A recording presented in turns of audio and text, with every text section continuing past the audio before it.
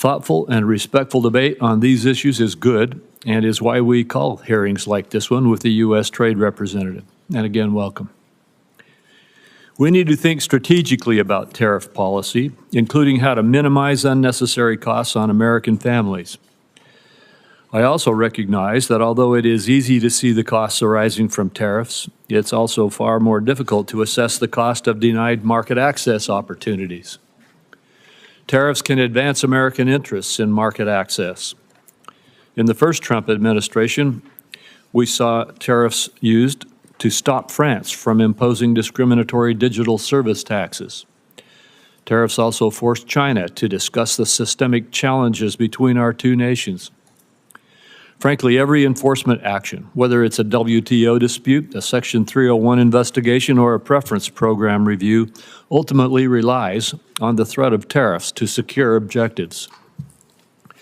Accordingly, it's important to contextualize the tariffs in the design of the larger policy. The real headline then becomes the fundamental shift in trade policy since President Trump's inauguration, where the United States now actually plans to do trade again. My colleagues and I in Congress want to pursue a real trade policy. That was put on hold during the Biden years. We now have a president who will partner with us in that effort, and together we will enforce our rights, we will negotiate again, and we will expand opportunities for Americans. This administration is not deliberating endlessly over whether trade can be a force for good, like the past administration, which refused to even engage in bipartisan or bilateral market access trade negotiations. Trade today is the centerpiece of our international economic engagement, and we have plenty of substantive trade ideas to discuss. Businesses want certainty from good policies that will continue so that they can invest confidently in prospects that create jobs and wealth. That is one of the primary reasons that I'm working hard to make the Trump tax cuts permanent, to provide businesses with the certainty they need to make long-term investments to drive growth and increase prosperity across all segments of the economy. Contrast this kind of certainty and forward thinking on trade with that of the last 4 years, where the only certainty was that you were going to lose ground because your government fundamentally rejected free markets, free enterprise, and free trade. The last administration turned to industrial policy because it was certain that the free market failed in delivering what government planners believed was necessary for climate and social agendas. Indeed, China's central planners saw their own strategic thinking in the Inflation Reduction Act's approach of bestowing massive subsidies to stimulate investments that the market would not. We can restore faith in free markets by making it easier than ever to do business in America. The President's executive order last week to assist major investors to navigate our regulatory system efficiently is a good start. We plan to do more. The Biden administration provided us with only the certainty that in the face of a foreign government's discriminatory policies like digital service taxes, data localization, or other non-tariff barriers, it would not stand up for its citizens because it believed that the so-called right to regulate trumped the principle of free enterprise. Respectfully, democratic governments do not have rights. They exist to secure rights for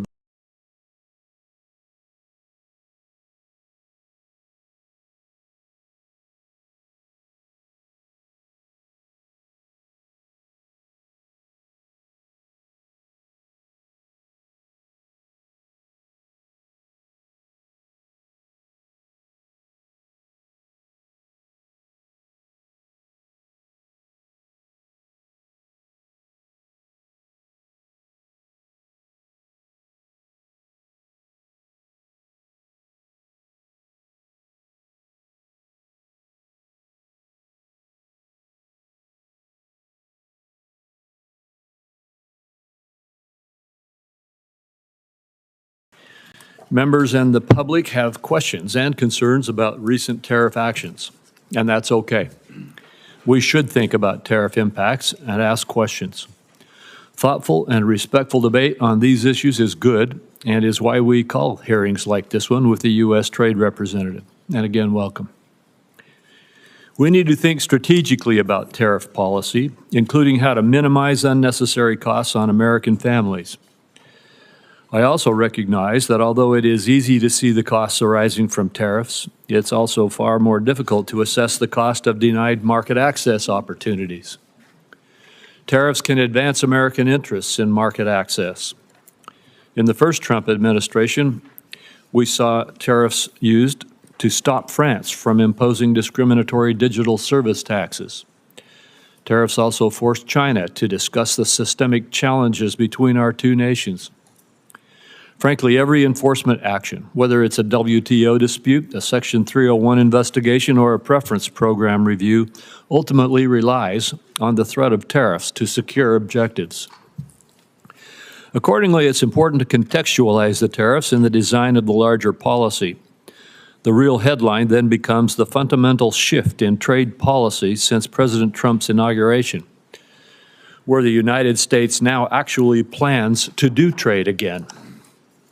My colleagues and I in Congress want to pursue a real trade policy. That was put on hold during the Biden years. We now have a president who will partner with us in that effort, and together we will enforce our rights, we will negotiate again, and we will expand opportunities for Americans. This administration is not deliberating endlessly over whether trade can be a force for good, like the past administration, which refused to even engage in bipartisan or bilateral market access trade negotiations. Trade today is the centerpiece of our international economic engagement, and we have plenty of substantive trade ideas to discuss. Businesses want certainty from good policies that will continue so that they can invest confidently in prospects that create jobs and wealth. That is one of the primary reasons that I'm working hard to make the Trump tax cuts permanent, to provide businesses with the certainty they need to make long-term investments to drive growth and increase prosperity across all segments of the economy. Contrast this kind of certainty and forward thinking on trade with that of the last 4 years, where the only certainty was that you were going to lose ground because your government fundamentally rejected free markets, free enterprise, and free trade. The last administration turned to industrial policy because it was certain that the free market failed in delivering what government planners believed was necessary for climate and social agendas. Indeed, China's central planners saw their own strategic thinking in the Inflation Reduction Act's approach of bestowing massive subsidies to stimulate investments that the market would not. We can restore faith in free markets by making it easier than ever to do business in America. The President's executive order last week to assist major investors to navigate our regulatory system efficiently is a good start. We plan to do more. The Biden administration provided us with only the certainty that in the face of a foreign government's discriminatory policies like digital service taxes, data localization, or other non-tariff barriers, it would not stand up for its citizens because it believed that the so-called right to regulate trumped the principle of free enterprise. Respectfully, democratic governments do not have rights. They exist to secure rights for their citizens. One immediately welcome change under the Trump administration appeared last week in the USTR's National Trade Estimate. Last year, the Biden administration deliberately cut from the estimate a number of discriminatory measures imposed on America by foreign governments because it sided with those governments over our citizens. This year's estimate is exhaustive because the administration carefully identified all of the ways that Americans lose out in the global marketplace. Finally, the validity of free trade will be seen again.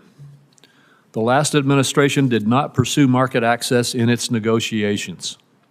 Instead, it demanded governments to undertake a number of social and environmental commitments, even ones Congress did not approve of domestically. Not surprisingly, our partners did not put their trust in such negotiations. While tariffs inherently may be seen at odds with free trade, we must also acknowledge that many of our trading partners deploy barriers that have gone unchallenged for too long. Free trade, by definition, must be reciprocal. We do not have it if others can impose barriers on us unchallenged. Our failure to enforce our rights over the last 4 years lost a lot of ground for us. This cannot continue because what I am certain about is that American goods and services are innovative, high quality, and globally competitive. Senior administration officials say that a number of countries are coming to the table to engage with the USTR. We look forward to hearing about this engagement and the steps toward better opportunities for Americans.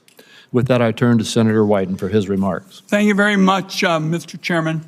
Mr. Chairman and colleagues, today's hearing on the President's trade agenda begins with American retirement funds, investors, and our economy in purgatory thanks to Donald Trump's plan to hike tariffs to levels not seen since before the invention of the automobile. Prices are continuing to increase.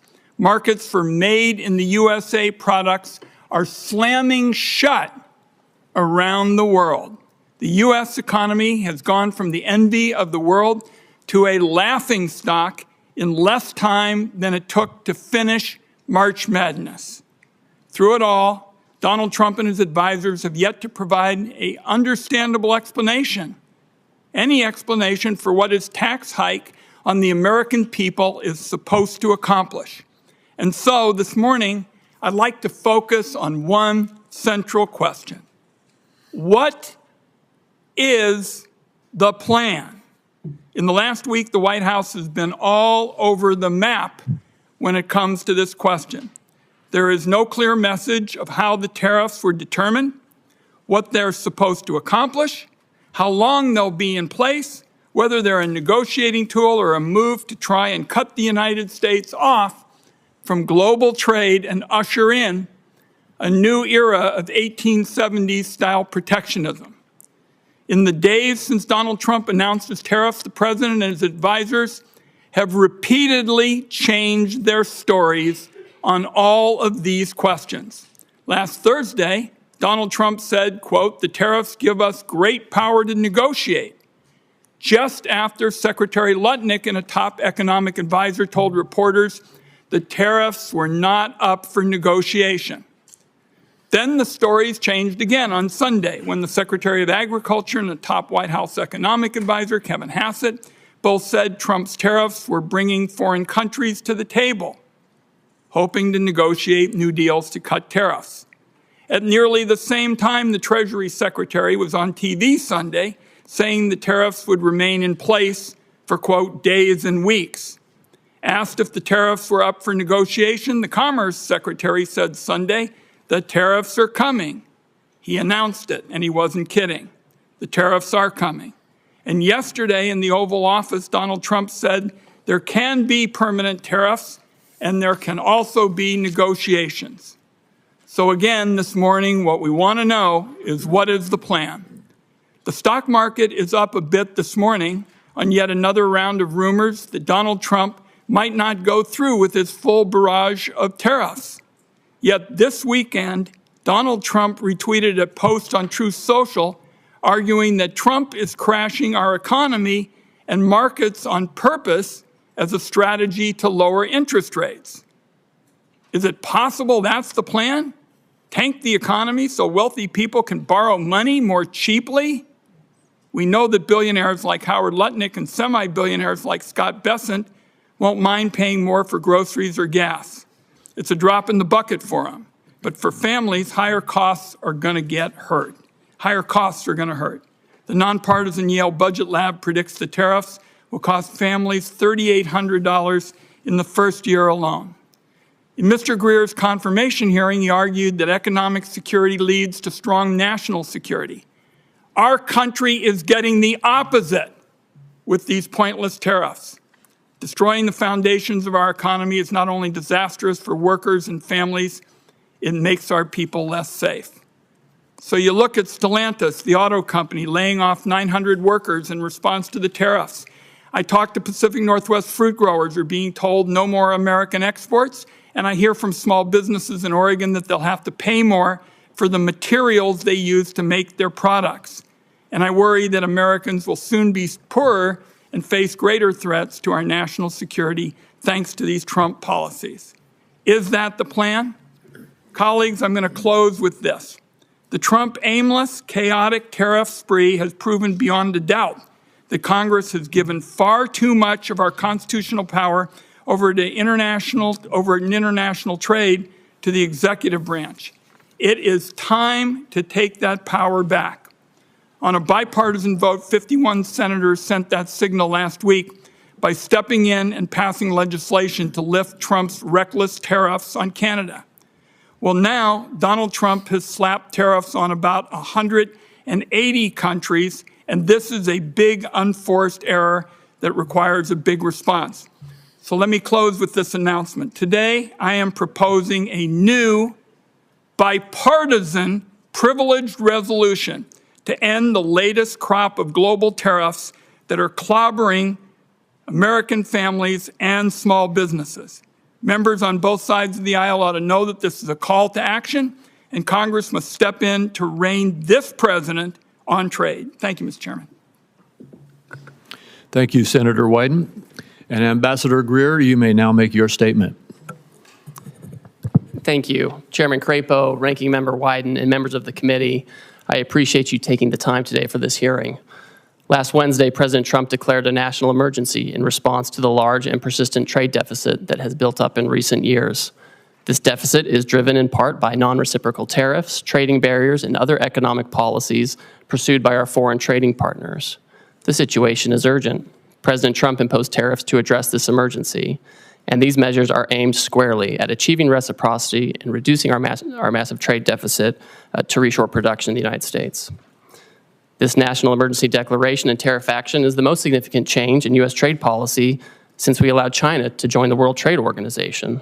The American working class, in particular, has suffered concentrated losses from the so-called China shock and other adverse effects of past trade policy and the conditions that give rise to this massive trade deficit.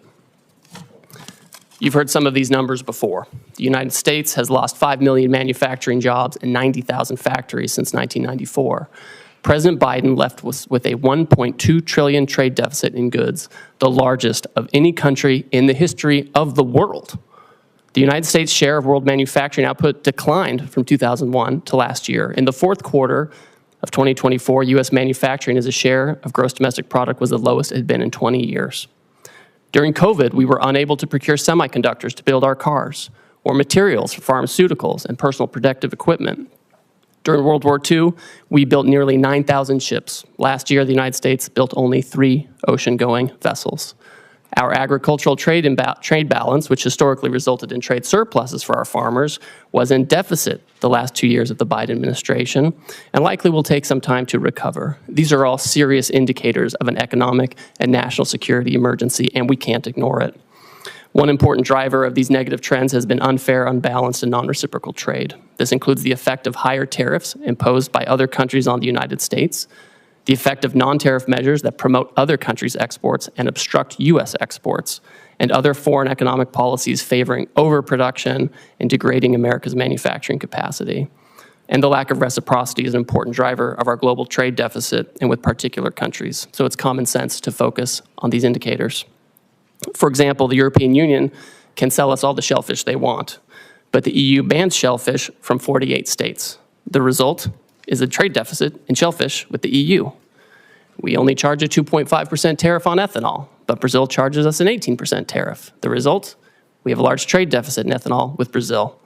Our average tariff on agricultural goods is 5%, but India's average tariff is 39%. You understand the trend here. Our trade deficit, driven by these non-reciprocal conditions, is a manifestation of the loss of the nation's ability to make, to grow, to build.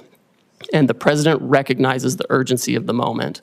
On the first day of his second term, President Trump issued a comprehensive memorandum setting out his trade policy directive.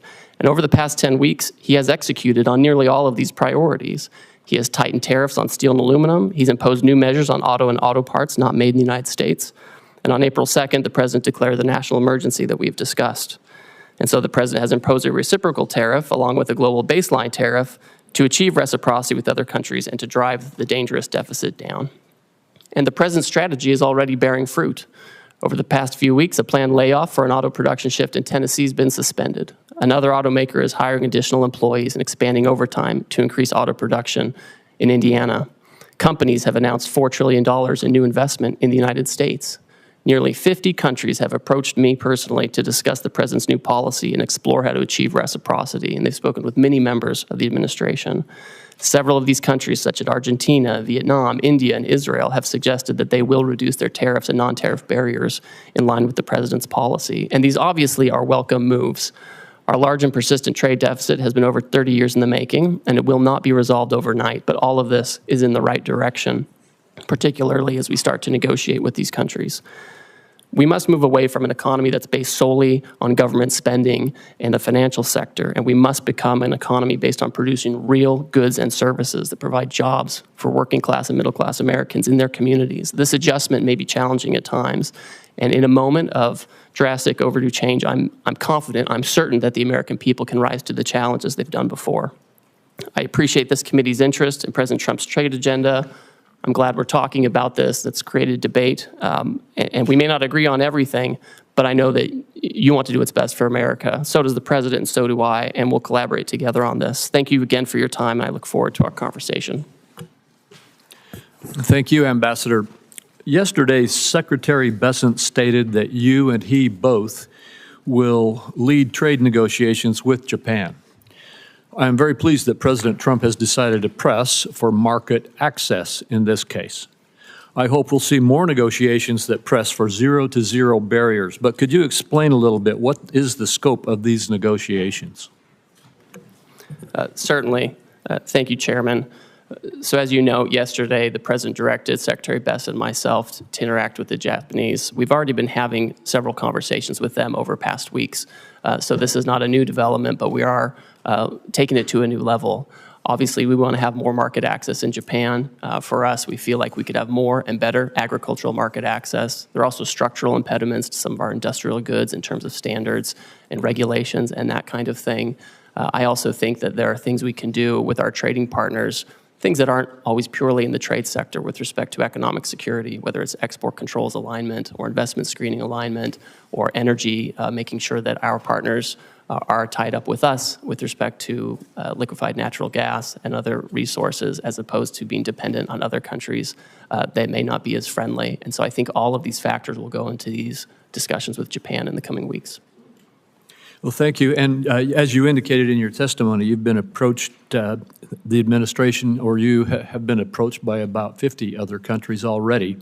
I assume that the objective in these approaches, and I assume that there will be discussions and negotiations with them, but first, could you verify that? Is the objective here to engage in market access negotiations with these countries? Chairman, as these countries approach us, the idea is that we've had years and years of non-reciprocal access, and it's contributed to these trade deficits. As the countries come to approach us, what we've told them is, if you have a better idea to achieve reciprocity and to get our trade deficit down, we want to talk to you. We want to negotiate with you. And it goes both ways. Sometimes they have exports to us that are driven by subsidies and unfair trading practices. And then obviously they have non-reciprocal treatment on their end where they block our exports, sometimes through prohibitive tariffs, quotas that are not administered in the appropriate way, or other unfair trading practices. So these are the kinds of things that should be targeted. And I don't want to prejudge the negotiations, but if they're able to provide an alternative plan that can further these objectives, I think we're open to that. Well, thank you. The America First Trade Policy Memorandum rightly tasked the USTR to review China's compliance with the Phase 1 agreement. Under the agreement, China is obligated to purchase more U.S. goods and change basic practices and laws, the so-called structural commitments. The prior administration refused to discuss whether China complied with its structural commitments. And by the way, these were commitments made in response to tariffs in President Trump's first presidency, correct? That's right. What is your analysis of China's compliance with the structural commitments that it made in Phase 1 so far? Our assessment, Chairman, is that in the initial stages of implementing the agreement, China made significant movement to make these structural changes, whether it was with respect to agricultural rules, financial services, or IP. We found during the Biden administration there was little enforcement and little communication, and that the Chinese did not comply with this agreement in large part. I've had a call with my counterpart. I've communicated to him our feeling on this, that they have not complied with the agreement. And I think we're disappointed by this. It's not surprising, but we are certainly disappointed by that. And now you're engaged to, again, see if we can get compliance. We will see, right? The Chinese obviously have agency in this. It's not just a matter of U.S. policy. We, of course, welcome and we hope that foreign countries will change their practices to make sure that they're fair. And we look forward to continuing to monitor that situation. Thank you. The administration has announced it's negotiating an agreement also with India, and it appears already to be yielding results, such as India dropping its digital services tax. Although India has high tariffs, its non-tariff barriers are just as significant, if not more so. Will you try to include commitments on matters such as intellectual property, technical barriers to trade, and science-based agricultural rules to take on those barriers? Yes, and I have a standing call with my Indian counterpart to address these very issues. All right, thank you. Senator Wyden. Thank you. Thank you very much, Mr. Chairman. I saw at page 4 of your testimony, Mr. Greer, you said the president's strategy is already bearing fruit. Well, I can tell you for a lot of Oregonians who have 401ks that are being drained out, that's pretty rotten stuff. And you ought to realize how serious this is for the country. Now, everybody in the administration practically has a different story about the Trump tax hike. So I'm interested in knowing what the story is today. Will higher tariffs go into effect tomorrow as announced? Senator, yes, they're scheduled to go into effect. We are having negotiations with all kinds of countries at this time. The president's fixed in his purpose. The nature of the emergency that I discussed earlier is not something we can wait on anymore. So we will have the president's plan go into effect, and we're coupling that with immediate negotiations with our partners as they seek to. So it's not a question of something being scheduled. You're committing this morning that they're going to go into effect. This is what the president has said, Senator. For how many countries? I understand it's over 50. That are negotiating with Yeah. us. We have about 50 that have come to speak with us, and I'm constantly talking to my counterparts. I have staff right now at USTR meeting with others, and we will have the tariffs in place. And if the other countries can come to an agreement on reciprocal trade, then that's something that the president can consider. I don't want to prejudge the negotiations or the president's decision, but that's what we're doing. Now, you've said you've been negotiating deals. Foreign countries have already retaliated against our farmers and ranchers and small businesses. How can you commit that negotiations are not just going to stop bleeding, but are actually going to open up markets that the Trump tariffs have closed off? So, Senator, we've already had many countries, many of our markets, explain that they are not going to retaliate against the United States. And in fact, Vietnam, for example, they've lowered their tariffs already on cherries. They've lowered them on almonds and apples, things that I know are important to the Pacific Northwest. And this is exactly the right direction that we want to go in. I look forward to hearing from you what other kind of market access you want as we enter into these negotiations. What's the status of China? As you know, that's a big market for us in the Pacific Northwest. What's the status of discussions there? I don't see much progress. What I see is it looks like it's going to escalate and escalate some more and hurt our consumers and our small businesses in our part of the world. Well, Senator, unfortunately, China for many years seems to be choosing its own path on market access. Again, they have agency in this. They elected to announce retaliation. Other countries did not. Other countries signaled that they'd like to find a path forward on reciprocity. China has not said that, and we will see where that goes. I think we need to work with our closest friends to make sure that we have trading arrangements that work. And if the Chinese are open, we'll see what. But they haven't signaled that at all. So I don't think that's in the very near term with China. I just am concerned that there's no strategy at all. I'm committed. We understand in the Pacific Northwest what the stakes are. To have a smart, tough strategy. I don't see any strategy at all, and you really haven't said much about what the strategy is this morning. Senator, I appreciate your concern. I want to keep having a conversation with you about this, but I see a distinct difference between those countries who have come to us and they said, we understand your issues, we understand the deficit, we understand your desire for reciprocity, and we want to work with you on this. And the Chinese approach, which has been, we're going to retaliate. We're trying to remedy a situation. We're trying to remedy a situation that's persisted for many years.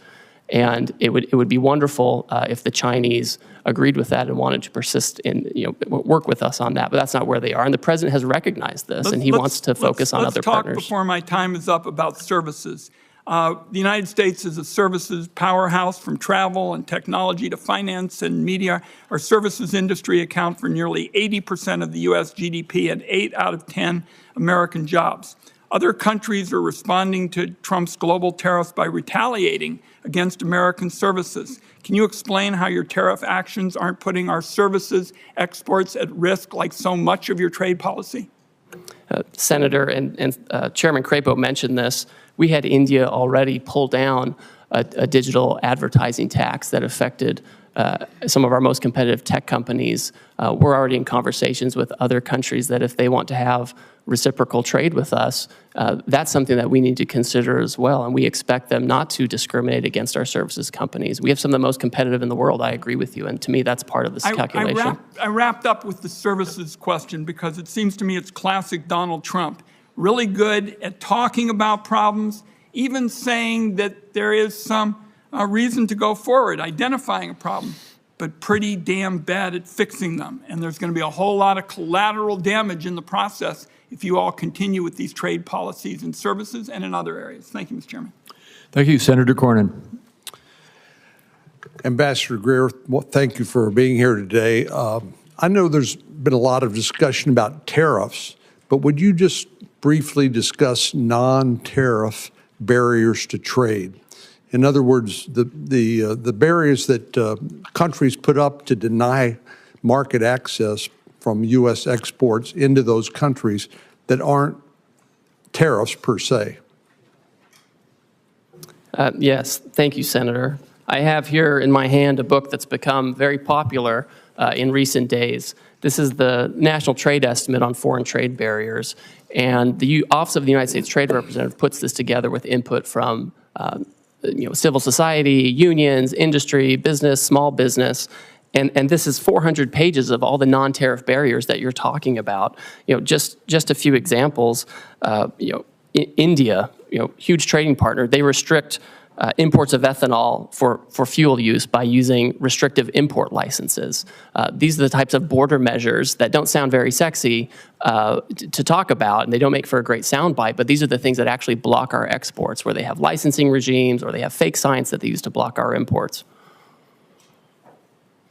Well, and just one example that seems to me to make the point is that our friends in Australia basically have put up barriers to the export of beef from the United States. My state, Texas, happens to produce a lot of beef cattle, and Australia basically denies access to its huge market, but not as a result of tariffs so much as non-tariff barriers to trade. Could you speak to that? Yes, Senator, and it's always surprising because we have a free trade agreement with Australia, and we would expect that we would have fair and reciprocal trade. Last year, I think we imported about $3 billion worth of Australian beef, and we exported $0 of American beef to Australia. And it's not just beef. Australia also blocks on specious, fake science grounds, the export of fresh and frozen U.S. pork. So it's incredible that they do this. We have zero exports of the fresh and frozen U.S. pork to Australia. I find it interesting that people express surprise at President Trump's policies when he's been talking about these policies for, best I can tell, for decades, and how unfair trading arrangements are between various countries. And indeed, some of these unfair trading practices have resulted in the deindustrialization of America. We've exported manufacturing to Asia and particularly China and other countries that now appear to be willing to hold us hostage to those supply chains. A few years ago, we passed the CHIPS and Science Act. We worked with Secretary Pompeo, Secretary Ross during President Trump's first administration and later was signed by President Biden, but to bring advanced semiconductor manufacturing back on shore because we recognized that the vulnerability that existed if there was another pandemic, there's a natural disaster, or heaven forbid, a military conflict break out in Asia, we wouldn't have access to these advanced semiconductors that run everything from your cell phone to the avionics on an F-35 Joint Strike Fighter.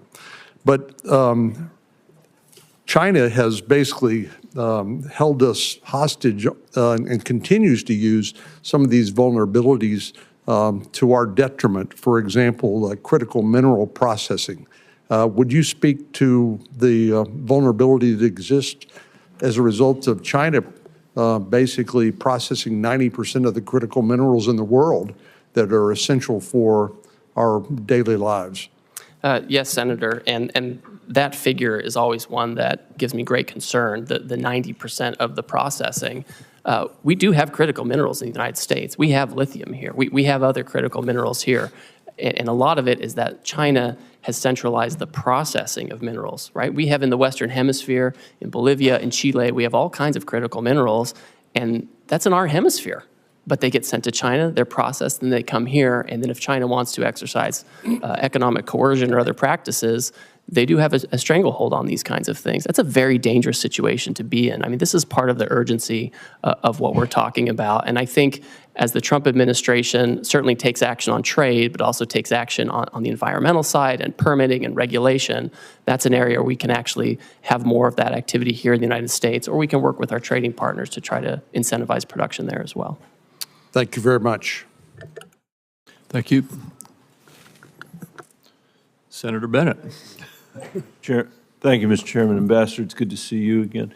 Could you talk a little bit about the relationship of the tariffs that you have put on and rising prices for the American people? What is it the American people should expect to be able to suffer as a result in terms of rising prices? I understand your position is that the long-term gain is worth the short-term pain, but what is that short-term pain going to look like? So Senator, I think we can look at, I think we should look at history and data for this. You know, it's hard to project what's going to happen with prices, but we know in the first Trump term, the president imposed historic tariffs on China on an enormous amount of goods coming from China. And during that time, inflation went down by 0.1%. During the Biden administration, the historic inflation was not on imported goods or related to tariffs that President Biden put in place. It was related to, frankly, services, healthcare, education, et cetera. So I think there's not really a one-to-one on tariffs and price effects, and so many things go into price. I know you think I'm probably like dodging and weaving on this, but I'm looking at data, sir, Yeah, and the data shows it's not one-to-one. I know you're smart enough to know that the likelihood is that prices are going to go up for the American people as a result of the tariffs that you put in place. Do you disagree with that? Oh, I mean, when you say that the American, in your testimony, that you expect the American people will bear the burden, or that, and I'm sure they will bear any burden on some level. But what do you think that burden is actually going to look like? Well, I think the challenges, frankly, are going to be more for companies that are largely dependent on imports from China and Asia, where they have to adjust their supply chains in a quick set of time. Yeah. And the way the tariffs get allocated between the foreign producer and the importer, that's where the majority of adjustment we have a bunch comes. of those companies in Colorado, and I know that Osprey Packs, for example, they probably don't want me to mention them, but I will. And in Southwest Colorado would be a very good example of that. I mean, they are very dependent on the supply chain from Vietnam, and they probably are really worried today about what's going to happen, which a lot of people are. I mean, I think one of the things about the situation we find ourselves in is the degree to which we've now created huge uncertainty in our economy, and I'm worried that that is going to result in a lack of investment, capital investment. You mentioned some new investments that have been made in our economy, but I think that anybody who knows anything about the economy knows that uncertainty results in people freezing up, a paralysis, a lack of investment, which is going to make it hard for our economy and may actually provoke a recession. Could you comment on your concerns about that and how you're thinking about that? And I have one more question before I'm out of time. So Senator, the best way to have certainty is to build in the United States, right? That's the best way to have certainty. But that's going to take a long, long time. And what's going to happen in the meantime, do you think? So, Senator, we have, I would say, dilly-dallied for years on this issue. We've done these, broad studies, which are interesting and helpful that we saw come out of the Biden administration. Right. But we have to act. I can't sit for 3 years and try to fine-tune something. I hear you say emergency. that. But you could have made a different choice, which was to strategically target a geography, which is strategically target Beijing, strategically target certain industries where, all industries in America weren't affected at the same time. You didn't make that choice. I mean, you're in the midst of having trade negotiations with 90 different countries at the same time by your own testimony, all of whom can make their assessment, I assume, these are sophisticated people, about where the pressure points are on you, where the pressure points are going to come for us to not necessarily get the best deal because we're spread all over the globe negotiating every one of these agreements at the same time, rather than a more strategic approach, which would have had the benefit of giving us, I think, a much greater degree of certainty about where we were headed. Obviously, you made a different choice, and I'm just curious about how you think about your responsibility. How you think about that? So I would note, and I think it's thoughtful to think about things in this way. If you look at the results of the reciprocal tariff, the Western Hemisphere generally is at the lowest tariff rate. If you look at where we have our largest problems with non-reciprocity and deficit countries, it's mostly in Asia. And so you do actually see pretty strategic outcome with respect to promoting production in the Western Hemisphere as opposed to where we have all this overproduction in Asia that's given rise to our current problems on trade. I would just say in closing, Mr. Chairman, that's true. What the ambassador said is true, but it still doesn't, I still cannot fathom why we are treating Canada and Mexico, our largest trading partners, basically the same way we're treating Beijing. It doesn't make any sense to me. It makes no sense that we would do it all at the same time like that. And we're going to have to stay on it, which is why some of us have introduced legislation to make sure that Congress begins to take its appropriate role again in making these very important trade decisions. Thank you for your testimony. Thank you. Senator Lankford. Mr. Chairman, thank you. Thank you for the work that you're doing. You've got a lot on your plate, and appreciate the focus right now on this. Let me come from a perspective of a lot of Oklahoma farmers and ranchers and manufacturing folks and retail folks, and quite frankly, folks that sell to retailers that are in Oklahoma. They've got several questions that they've actually sent to me pretty quickly, so I want to be able to bounce a few of those. The goal of this is to do more trade internationally, that the United States would be able to manufacture here or produce here and sell more internationally, and that we would have that opportunity to have increased market access. Is that correct? So, Senator, I think that's accurate, because when we're trying to get down a deficit and have more production here, necessarily part of it is making sure we're not getting too many imports that are driven by unfair trade practices, but also promoting our exports overseas. So then right now there's a lot of negotiations going on. There was a lot of questions for several days whether we're negotiating or not negotiating. I'm hearing from you pretty clearly today. We are open to negotiate. We're trying to be able to establish better trade agreements to be able to move forward.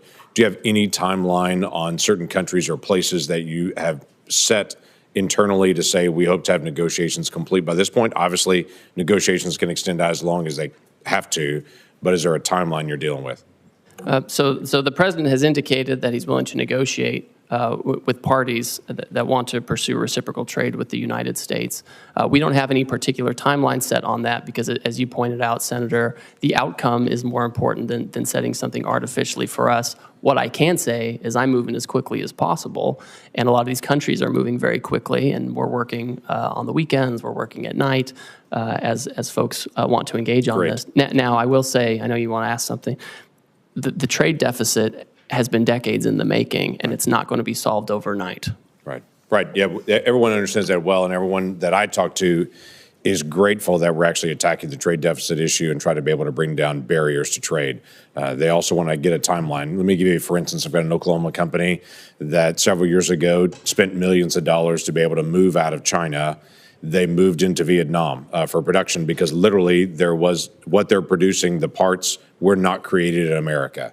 So they were looking for other places to go. They spent all the money, spent all the time, shifted out of China, got to Vietnam, and established there. Now they're saying, we've got giant costs in Vietnam at this point. So they're going to have to renegotiate with every single retailer that they sell to, which is going to take a lot of time to be able to do it. What they're trying to be able to figure out is, do we hold on those negotiations and try to renegotiate with Walmart and Target and Costco and everybody else they're going to have to renegotiate with? Or do they press on with those negotiations now? If things are going to get resolved soon, they can pause. If they're not going to get resolved, they're going to have to renegotiate every contract again to try to figure out which way to go. So the time piece does matter to them.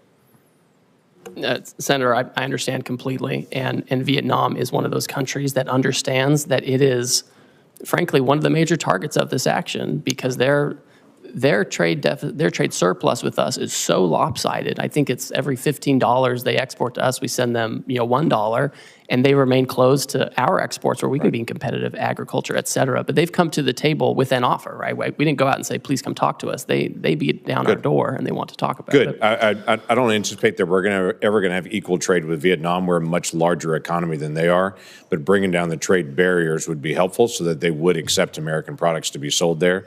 I think that's beneficial, but most countries in the world are never going to buy as much as we're purchasing because we just purchase a lot more from there. Another issue has come up about garment manufacturing. Obviously, this is a challenge. They'll have different pieces that are bought from different countries. We don't have a lot of garment manufacturing here in the United States. For those garment manufacturers that are here and for others, some in Oklahoma, they're asking me about exclusions and exceptions and how this is going to be handled to say, we can't buy it in America. This is the only place that's actually manufacturing it. I know long-term, the hope is to be able to have a more diversified, but in the short term, they don't have another option. How do you plan to handle that? Senator, the president has been clear with me and with others that he does not intend to have exclusions and exemptions, especially given the nature of the action. If you have Swiss cheese in the action, it can undermine the overall point, which is to get rid of the deficit, achieve reciprocity. To my point earlier to Mr. Bennett, the Western Hemisphere countries have a much lower tariff than many of the Asian countries, and I've heard from textile manufacturers for many years that they would love to have a situation where Western Hemisphere textile and garment manufacturing is more competitive, and maybe we're setting up the conditions for that. So in the short term, there's no exemptions that are coming on it. So for companies that are currently buying from Asia at this point, whether it be for textiles, whatever it may be, the goal is to be able to push them out of Asia into the Western Hemisphere, or where do they need to go at this point? Well, the president has been clear, again, that he's not doing exemptions or exceptions in the near term. My own sense is given the tariff differentials between Asia and Western Hemisphere, I think people can start making decisions based on that. Senator Whitehouse. Thanks, Ambassador Greer, for being here. Just to sort of frame our conversation, tell me what a negative externality is. This is something you and I like to talk about. Yes, we do. This is a situation where you have a foreign country where perhaps they have actions such as poor environmental regimes or lax labor laws, and they don't bear the cost of that. Instead, they send their goods that are the product of these processes where they have lax regulatory regimes. They send it here, and we end up bearing this. They externalize these negative externalities to us, and we have to bear it, and our workers have to bear it, and we don't compete on a level playing field. So two things are wrong with this. One, the customary negative externality is pollution. And to the extent, for instance, on an issue I've done a lot of work on in bipartisan fashion, plastic in our oceans. Now it's in our drinking water, it's in breast milk. I mean, we've really gone down a very weird pathway with respect to plastics. If China, for instance, is responsible for dumping 60 or 70% of the plastics into the Pacific, then that's a harm to us, correct? Yes, I agree. Because it's a commons, the ocean. and we suffer from that. And then if the Chinese company is exporting their goods to the U.S., and that Chinese company has a lower cost for its product because it doesn't have proper pollution control with respect to plastic, and the U.S. company does, then that's an unfair trade imbalance, correct? Yes, I agree with that. So two things are wrong when we get into this situation of foreign countries allowing pollution that our companies pay to prevent. That's right. And that's an appropriate place for tariffs to be deployed to offset that trade imbalance and help protect the commons from this particular tragedy, correct? I think trade action can be appropriate, and when the president announced his reciprocal tariff regime last Wednesday, he specifically referred to pollution by other countries in his speech. You may not have listened to it, but you may want to go back and listen to that part, because that's very true, and I agree with you. Well, it might be the only place in which the administration shows the slightest interest in pollution, so good for that. The issue of plastics is, I think, a pretty significant one. Again, there's been a lot of bipartisan interest. I even went up to the Oval Office during Trump 1 to have one of my bills signed by the president, and he gave a very animated riff on Asian countries polluting our beautiful oceans and how it comes ashore very often in Alaska by the ton along their beaches. So I hope this is an area we can continue to work together. And in particular, I hope that you'll sit down with me and Senator Cassidy on legislation that we are working on. Will you give us that meeting? Senator, I'll take any meeting with you that you would like to talk about this issue. And I'd like to also let you— We'll sit down with Senator Cassidy's team and have a conversation there. The other thing I wanted to flag for you is that you pretty well successfully deflected all of Senator Bennett's questions about what the immediate impact looks like in the short-term pain for the long-term gain. I just want to flag for you one issue that is very important to me. Rhode Island is a small business state, right? We don't have a whole lot of big mega corporations there who can balance things and move things around. Canada is our largest trading partner. We have companies who fill an important niche in the global supply chain, and particularly in American companies' supply chains, because they get something from Canada, or let's say China, could be, but Canada's our major trading partner, and they process that thing, and then they put it into the supply chain for the larger corporate entities. That's their business. That's all they've got. So if we're not looking out for these small businesses that are actually going to have to lock their doors and close the shutters and fire their employees and go out of business, I think you've missed a huge hole in the problem that these tariffs have created. If all you're listening to is the big mega corporations who can move things around the world and have the resources to dodge these effects, you're not getting the straight story. I think in every one of our states, there are going to be small businesses that occupy a niche in which trade is an important factor and that are going to go bust because of these tariffs. And I urge you to look out for those businesses because I don't think they're getting their voices heard at all. So, Senator, I've talked to you about this. I've talked to Senator Hassan about this and others. One thing I asked my team to do last week was to convene a meeting of I have a trade advisory council for small business. I've asked them to convene that meeting. I've connected with the Small Business Administration. They have an international trade desk there. I've talked to I have an office that also deals with small business because I do want to hear it. I think it's important that we hear it because they don't have the same voices in Washington.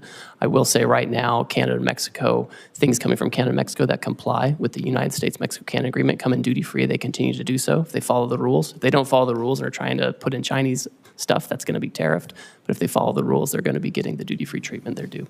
Well, a small business that has gone broke is not very amenable to a meeting. They don't exist any longer. Senator Hassan. Thank you, Mr. Chair and Ranking Member. Good morning, Ambassador Greer. Thank you for being here.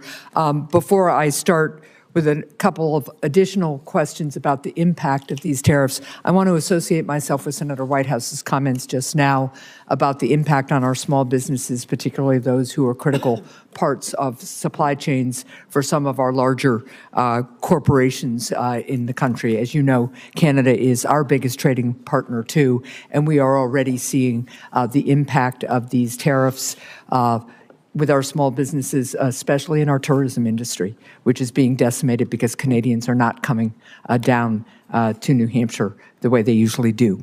Let me ask you about a couple of other things. President Trump's tariffs have made almost everything that families buy more expensive. The president imposed a 10% national sales tax on all imports into our country and an even higher sales tax on imports from more than 50 countries, including our allies like Canada.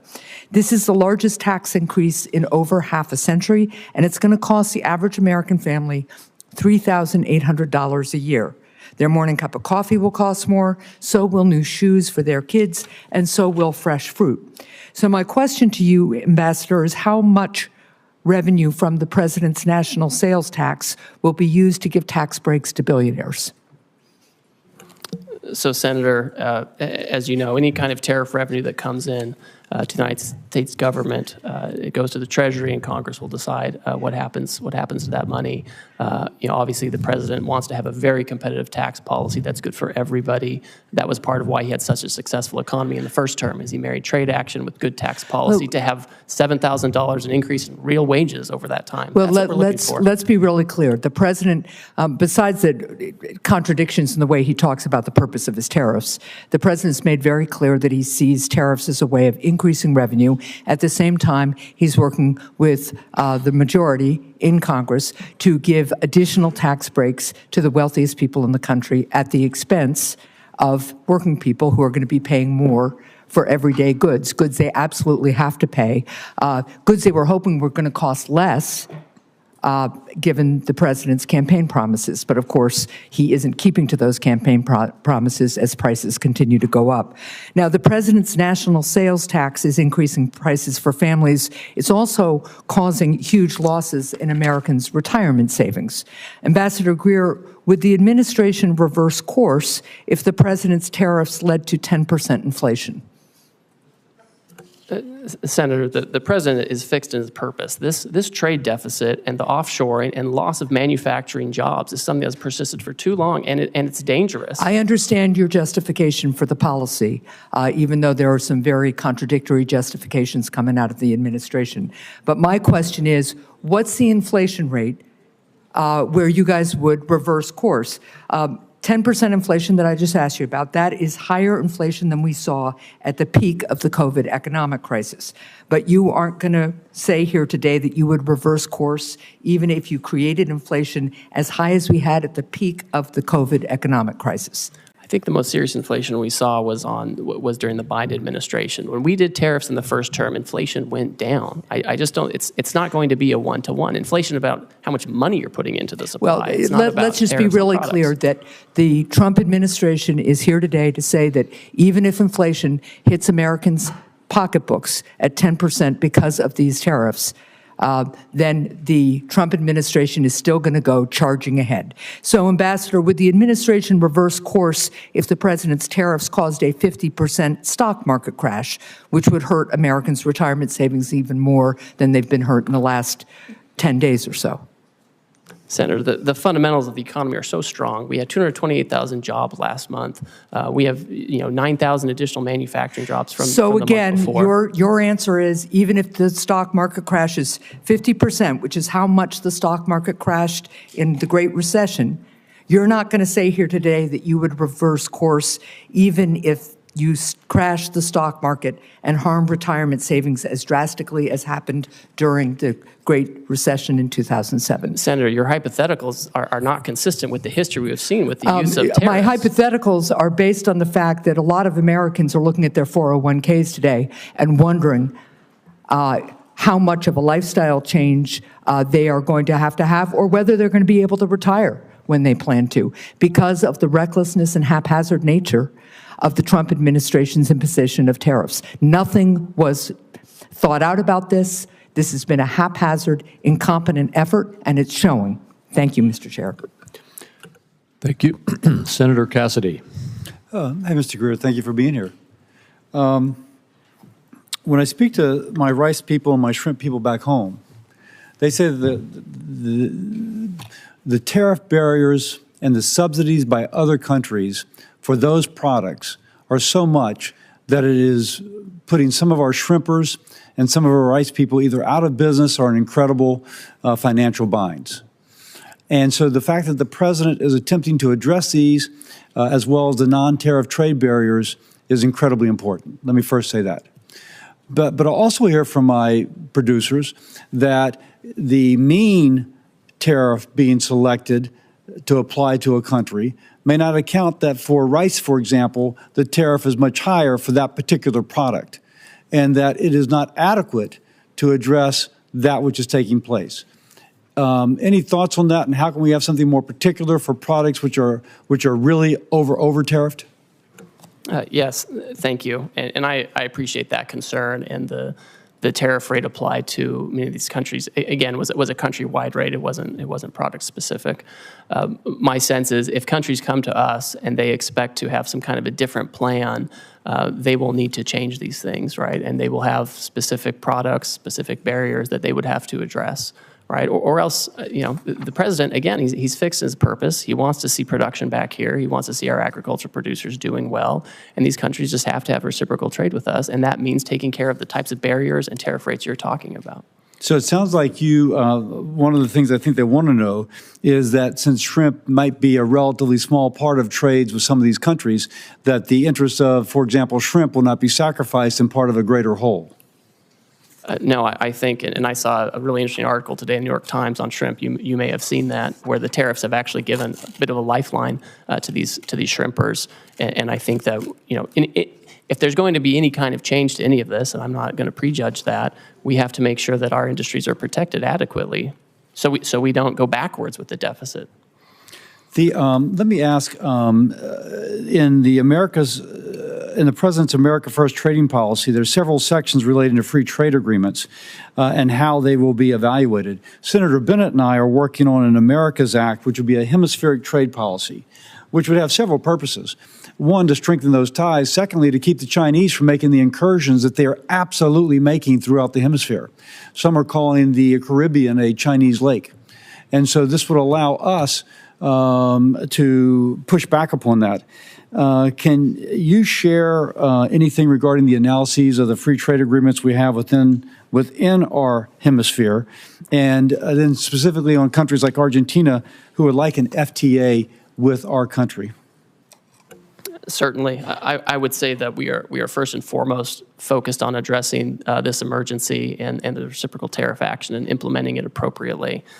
With respect to relations in the hemisphere, any kind of trade arrangements with these trading partners, I think, need to be coupled with strong rules about third countries. What I don't want is a situation where these countries are using, their export platforms to incorporate content and goods from, China or other Asian countries, where we have a real issue with our deficit and offshoring of manufacturing. I would expect any kind of changes to these arrangements to be accompanied by changes in rules of origin to ensure that the United States and U.S. workers are really benefiting from these agreements. So nothing from an FTA in general, but the specific of where it's being used to circumvent the intent of the FTA is the concern of the administration.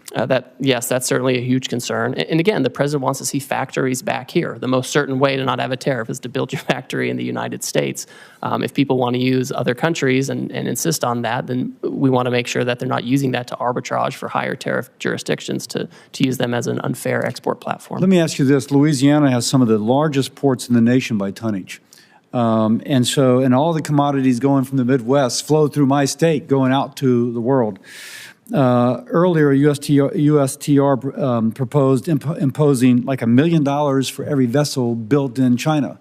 And I'm told that if the Koreans have a fleet of 50 and 5 of the ships are built in China, then the $1 million would apply to all 50, not just to the ships that are built in China. Now, that would clearly impact a ship coming to the United States to offload. If you will, impact my ports and the ability of our goods throughout the nation to move through the Mississippi. Is USTR going to hang by that or considering modifying that? Can you kind of give us any idea about that? So to address the lack of shipbuilding in the United States, USTR's proposed actions are just those. They're proposed actions. They're a series of potential remedies that could be used to incentivize shipbuilding in the U.S.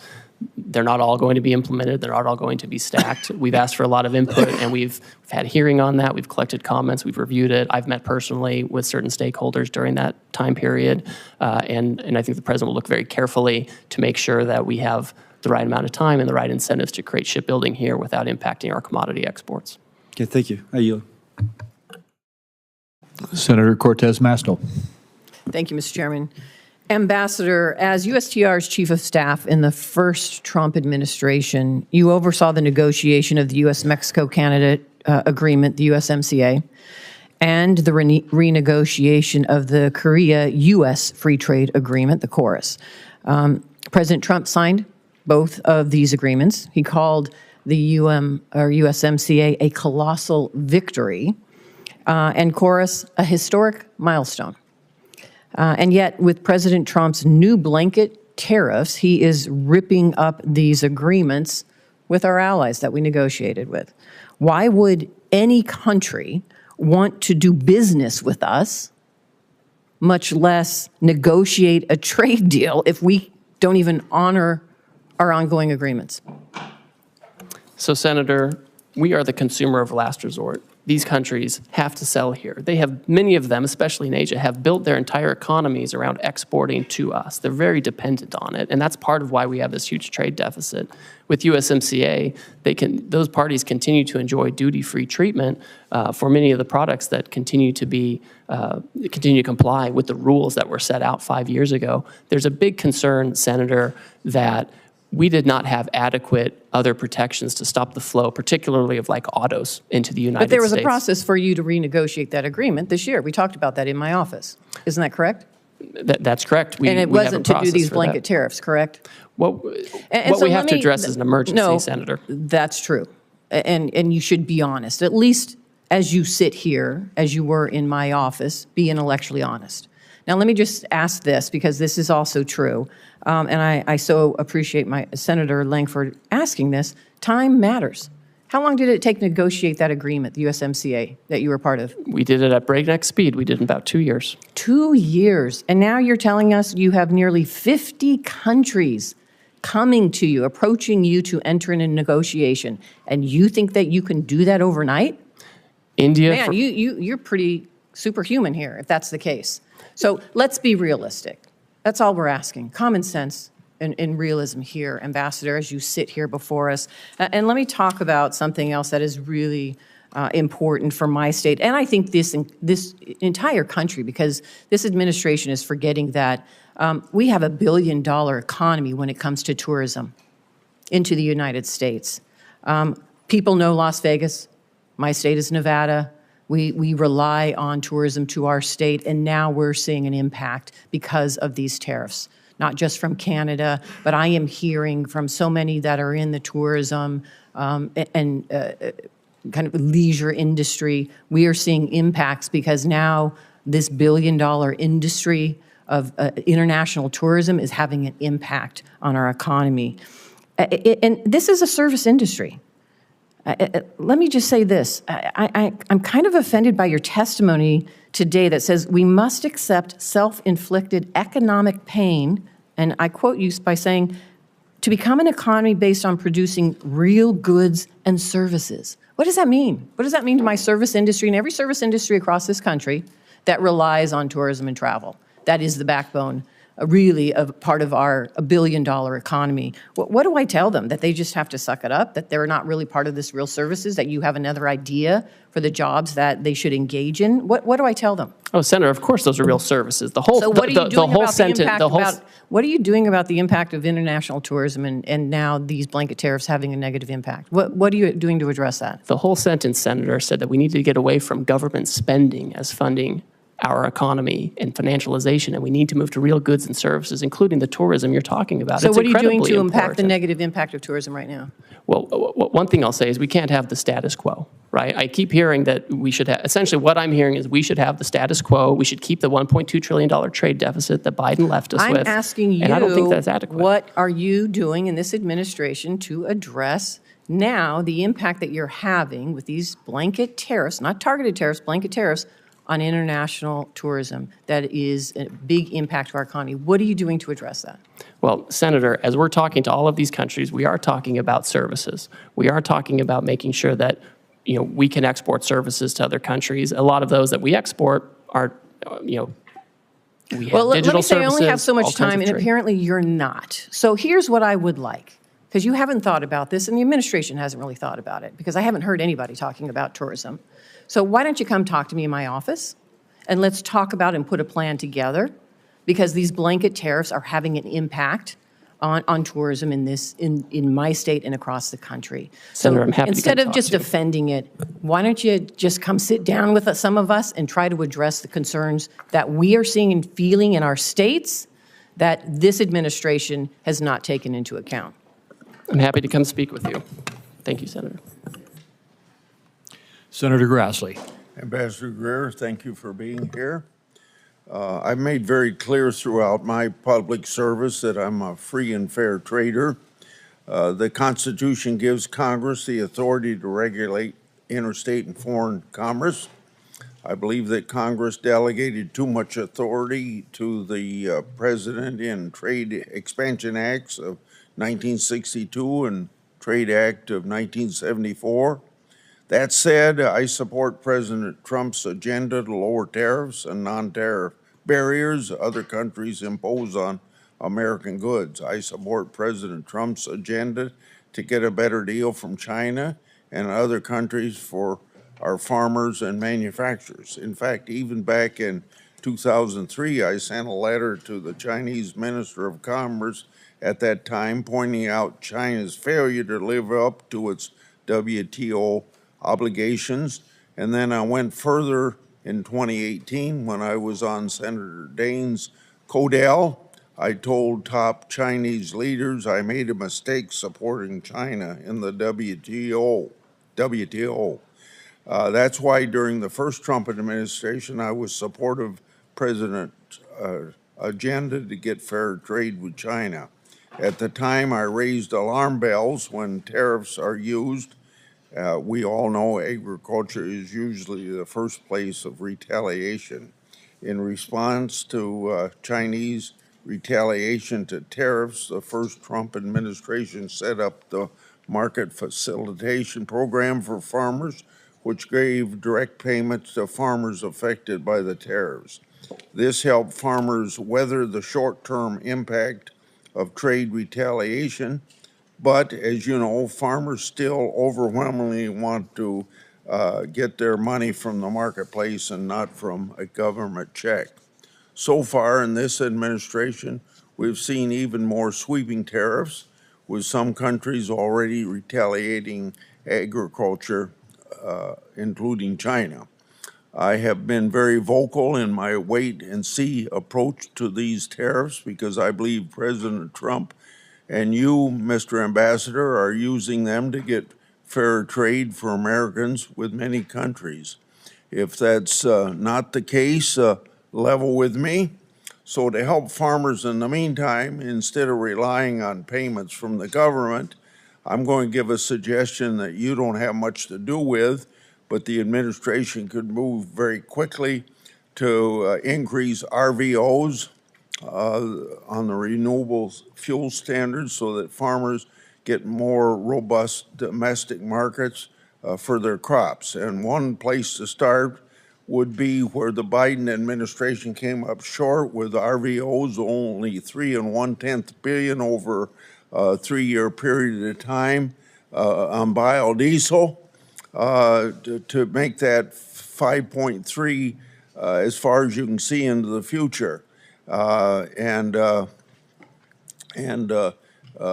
would very dramatically increase soybean prices. So my question to you is, in the medium to the long term, do you plan to turn these tariffs into trade deals to reduce tariffs and non-tariff barriers? I support that. On the other hand, if the purpose is to stall on negotiations in order to keep tariffs high for the sole purpose of feeding the U.S. Treasury, I oppose that. So is this administration for trade reciprocity or for Treasury replenishment? Senator, thank you, and thank you for your years of service on the trade space, and you're one of the deans in this area. It's important to understand the sense of the emergency that we're facing and urgency with the need to reshore and do manufacturing here. It's incredibly important to the president. Yesterday, he stated very clearly that he is happy to engage in negotiations immediately with countries that believe that they can help us reduce our deficit and get rid of the non-tariff barriers and the tariffs that affect that. I think the answer, Senator, is it's going to be country by country. There are going to be some countries where they're not able to address their non-tariff barriers or their tariffs or the deficit fully, and there will be others who I think will be able to do that, and where the president will have the option of making a deal with them. So we're certainly seeking reciprocity. Now, if we have the tariff on a country, there's obviously going to be a revenue effect, but we need to reshore manufacturing, we need to get rid of our agricultural deficit, and we need to make sure that if countries are going to trade with us, it has to be on a reciprocal basis.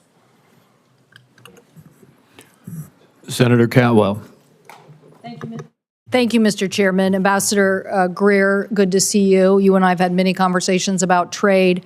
I think my question this morning, though, starts with the consultation that Congress deserves on trade issues from the trade ambassador.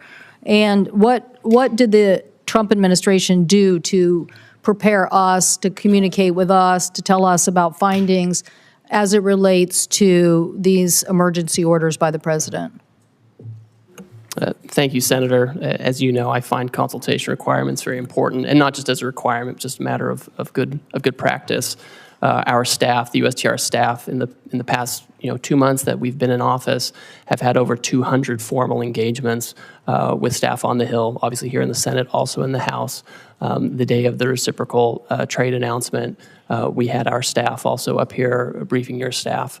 And we also had the president issue very publicly his America First trade policy memorandum, which specifically said that he was going to look into the trade deficit and the possibilities of tariffs. So we've wreaked havoc on the economy by having one of the largest drops of the market. We have people's 401 in panic. We have retail organizations like the Retail Industry, National Retail Federation, American Apparel Industry, Outdoor Association, Consumer Technology, Computer Communications Industry, Main Street Alliance, Small Business Majority, all anxious, asking us to do something. And you're saying, well, some people passed some notes to staff. What the requirement is, and this is where I believe the president has misconstructed and actually exploited this authority, is not communicated to us, nor these interest groups that are now panicked over the effect of tariffs. So I would say that the skill set of a USTR office or even a Treasury Secretary could have opened these conversations with these countries without the tariffs and saved a lot of people a lot of pain and anguish.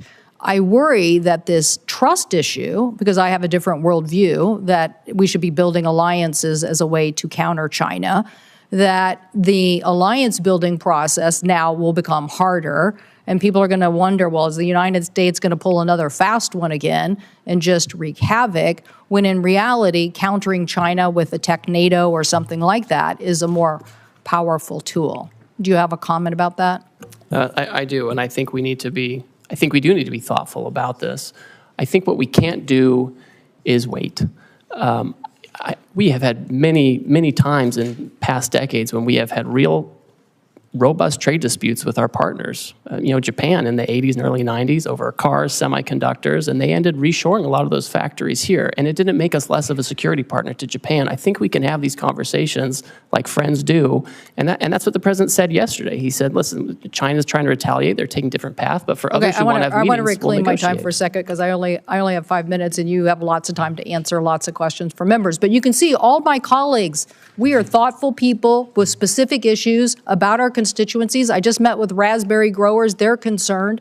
They want to know if they're going to get some seat on a council so they can have their issues heard. I'm for trade. I represent trade. I represent a trade economy. I represent the success of what innovation and trade get you.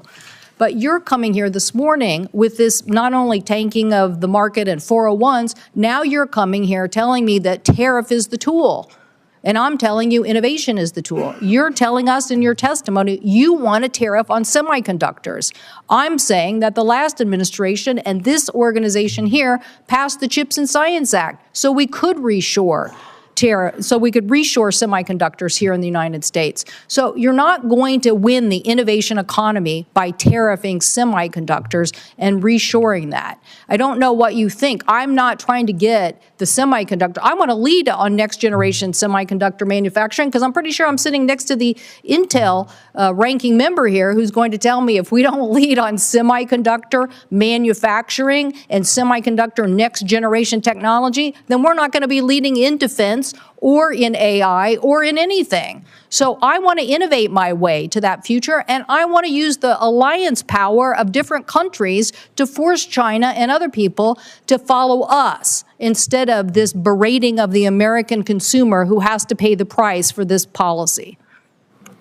Senator, Mr. Chairman. TSMC has announced a new announcement where they're going to have more investment here in the United States so they can make those things here and have that innovation. Thank you, the people who voted for the CHIPS and Science Act in the past administration. Thank you for that. We are going to lead on innovation despite this administration. Senator Warner. Well, Ambassador Greer, it's good to see you. And let me, first of all, completely agree with Senator Cantwell. I mean, I just don't get it. The fact on semiconductors, while you gave a small exemption, you didn't exempt GPUs, you didn't exempt lithography equipment, you put a huge hit on Taiwan, where we need collaboration with the TSMC. I'm baffled. I mean, you're gonna hear from me what I'm sure you're hearing from most of us. Incredulous about, I think, probably the worst economic policies that I've seen in my lifetime. And the data reflects that. A global tariff of 10 to 50%, on almost every worldwide country. Although, I will note from my Republican colleagues, you'll be probably glad to know that Russia didn't get a tariff increase. I believe that when all these global tariffs go into effect, I think most of them as of midnight tonight, tariff rate will be approximately 23%, highest since 1909. I believe that'll translate into the largest tax increase since 1968. We've seen the numbers of about $4,000 per family cost. Since Inauguration Day, more than $11 trillion has vanished from the market. And I will acknowledge that we got a little blip today, but I just talked to one of the senior folks in Wall Street, and he described today's market as a good day in hospice. I wouldn't use his name because, there are no good days in hospice, but that's kind of how I feel. And again, I know you guys are supposed to know more than all of Wall Street, but when every firm says, we're going to see increased chance of recession, and I've met you, Ambassador Greer. I think you're a smart guy, but I don't think just because this is the way Donald Trump wants the world to be for the last 40 years that he can simply will it into happening. In my state, the Port of Virginia accounts for $124 billion in trade. That amounts to about 500,000 jobs. Those are all up for grabs now. We got 800,000 small businesses in Virginia. These tariffs are going to wallop them. I had last week a guy in from a local brewery in Alexandria. The owner's name is Bill. He's got a triple whammy. He gets his Pilsner from Canada. He gets his bottle caps from Mexico. He gets his kegs from Germany. So already, even in advance of these all kicking in at midnight tonight, he's laid off 10% of his staff. Even if the president flips on all this, he's not bringing folks back. I mean, candidly, I had another guy in from who makes bourbon and sells a lot to Canada. He thinks it'll be a cold day in hell before the Canadians start buying American bourbon again, simply because our trust relationship has been broken. So I guess the first question I want to give, I'm trying to figure out what would be a question that maybe folks haven't asked. Let me ask you on this one. Australia is one of our strongest allies. We have the AUKUS relationship, which is key to their national security. It's key to our industrial base, so we can continue to build subs. Terribly important. Interesting thing with Australia is we have a free trade agreement with Australia. We don't have tariffs. We even have one of the few industrial countries, we have a trade surplus with Australia. So Ambassador Greer, can you explain to me how it helps America's national security or our trading balance when we have, and I loved your fancy Greek formula, which was basically bad math on steroids formula, how with a trade surplus, with this strong relationship, Australia got hit with a 10% tariff as well? Senator, Australia has the lowest rate available under the new program. They ban, imports of American beef and pork. Ambassador, excuse me. There is a trade, we already have a free trade agreement. We have a trade surplus. So getting the least bad, why did they get whacked in the first place? We're addressing the $1.2 trillion deficit, the largest in human history that President Biden left us with. We should be running up the score in Australia. Ambassador Greer, answer the question on Australia. They ban our beef and pork. We have a trade surplus with Australia. We have a free trade agreement. Why? They are an incredibly important national security partner.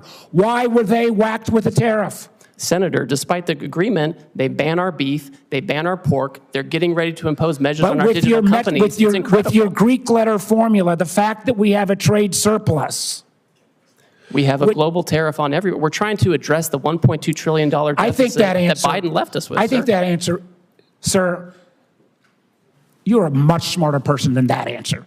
The idea that we are going to whack friend and foe alike, and particularly friends, with this level is both, I think, insulting the Australians, undermines our national security, and frankly makes us not a good partner going forward. The lack of trust from friends and allies based upon this ridiculous policy that goes into full effect at midnight tonight is extraordinary. I go back to what the market believers believe today is happening. A good day in hospice. I'm afraid if we keep these tariffs in effect, we're looking like an economy that will be in hospice. Thank you, Mr. Chairman. Senator Daines. Mr. Chairman, thank you. Ambassador Greer, welcome to Capitol Hill. I share the President's determination to end these unfair trade practices, whether they are tariffs or non-tariff barriers. I hope we can avoid an all-out trade war. A trade war will mean higher prices for the American consumer, because I think we could do a little thought exercise at the moment. Who pays these high tariffs? In the short, medium term, it will be the consumer. It'll be the consumer. And so I'm worried about the inflationary effect. I'm worried if there is a trade war, that we're going to have markets shutting down for American farmers, ranchers, and manufacturers. I'll give you an example of that here in a moment.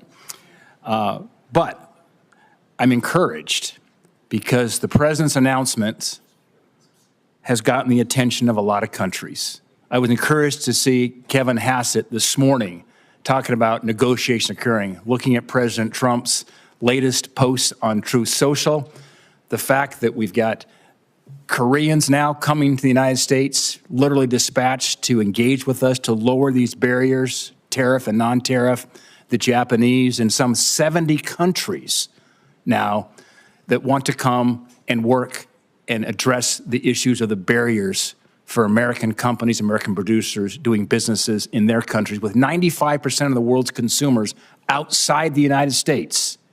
Critically important. So this is very encouraging. I think that's in part why we're seeing the rebound today in the equity markets, because there's hope that these tariffs are a means and not solely an end. And if that's the case, I think we're on a really good path with this kind of tough tough position we're taking to actually solve some of these problems in barriers in trade that have been lingering for decades. And President Trump is taking bold leadership to address it, and I'm hoping for a good outcome. My hope is this is a sign of things to come, that these countries will offer major concessions and make historic trade deals with President Trump. Ambassador Greer, I encourage the administration, encourage you to use this opportunity to secure better terms with our partners, with our allies, to protect and grow American jobs, to grow access for our American farmers, our ranchers, our manufacturers, and American families. 3 weeks ago, I was in Hanoi and met with General Party Secretary Do Lam, the highest ranking official in Vietnam. And then I went to Beijing and met with high-ranking Chinese officials, including the Premier Li Qiang. I carried President Trump's America First message directly to these leaders. I spoke with Premier Li Qiang and demanded that China stop the flow of the fentanyl precursors into Mexico, the United States, and Canada. I raised concerns about developments related to the expiration of registrations for beef processing plants here in the United States and some non-science-based barriers which has impacted Montana and U.S. beef exports. I want to remind you that in 2017, I went to China. I carried some steaks from a Montana rancher, Fred Wacker of Miles City, Montana. We met with the premier. In fact, I had one of your predecessors, Rob Portman, then the senator from Ohio and a former USTR, with me. I had Senator Barrasso with me, Senator Kennedy with me. And as a result of that meeting, 30 days later, they lifted a 14-year ban on U.S. beef imports into China. Let me talk about what that has meant so far. This is the largest beef export market in the world, is now China. For U.S. producers of beef, in 2021, we shipped $1.6 billion of beef. Keep in mind, the 2017 number was $31 million. It was $2.1 billion in 22, $1.6 billion in 23, $1.6 billion in 24. But here's the concern. That's been shut off now in the last 3 weeks. March exports of beef to China, U.S. beef, declined 92%. So the valve is shut right now for U.S. beef producers. My question is, what can we do to hold China's commitment to U.S. beef and other ag imports, which are so critical right now for U.S. producers? Thank you, Senator, and you've always been a leader on this, and I appreciate that. China, of course, needs to take down their barriers. It's been a persistent challenge with them, and they like to use economic coercion, and they have their own method of doing things. But my hope would be is that they turn back on this course of action. I think President Trump is focused on making sure we have the right program in place, that we're dealing with partners who are going to be respectful and achieve reciprocity with us. And I think a lot of this is going to be up to the Chinese on how forward-leaning they want to be on having fair trade with us. I'm very sensitive to this issue in particular, and I want to make sure we open up beef markets other places too, so we don't have to be dependent on just one market. Yeah. Well, Ambassador Greer, I'm encouraged by the negotiations that are going on as we speak with Japan, with Korea, with some 70 countries who want to now reduce their tariff and non-tariff barriers. This could be absolutely a monumental moment in trade for the United States, and Godspeed. Thank my colleague. Next is Senator Young. Good to have you here, Ambassador Greer. And let me just begin by commending you. You've been very accessible as we've tried to get some clarity on exactly trade policy and where we're headed and how we expect counterparties to move and all the rest. You returned my phone call immediately, and your team's been in touch with mine. And so just that speaks very well of you and the Trump administration, because this is creating some anxiety. This current tariff posture among some of my constituents. On balance, I would say most of my constituents are supportive, and they recognize that some turbulence might be required in order to end up in a better spot and reset trade relations. I think one of the things I'm hearing from constituents back home is that trade retaliation doesn't fall on everyone evenly.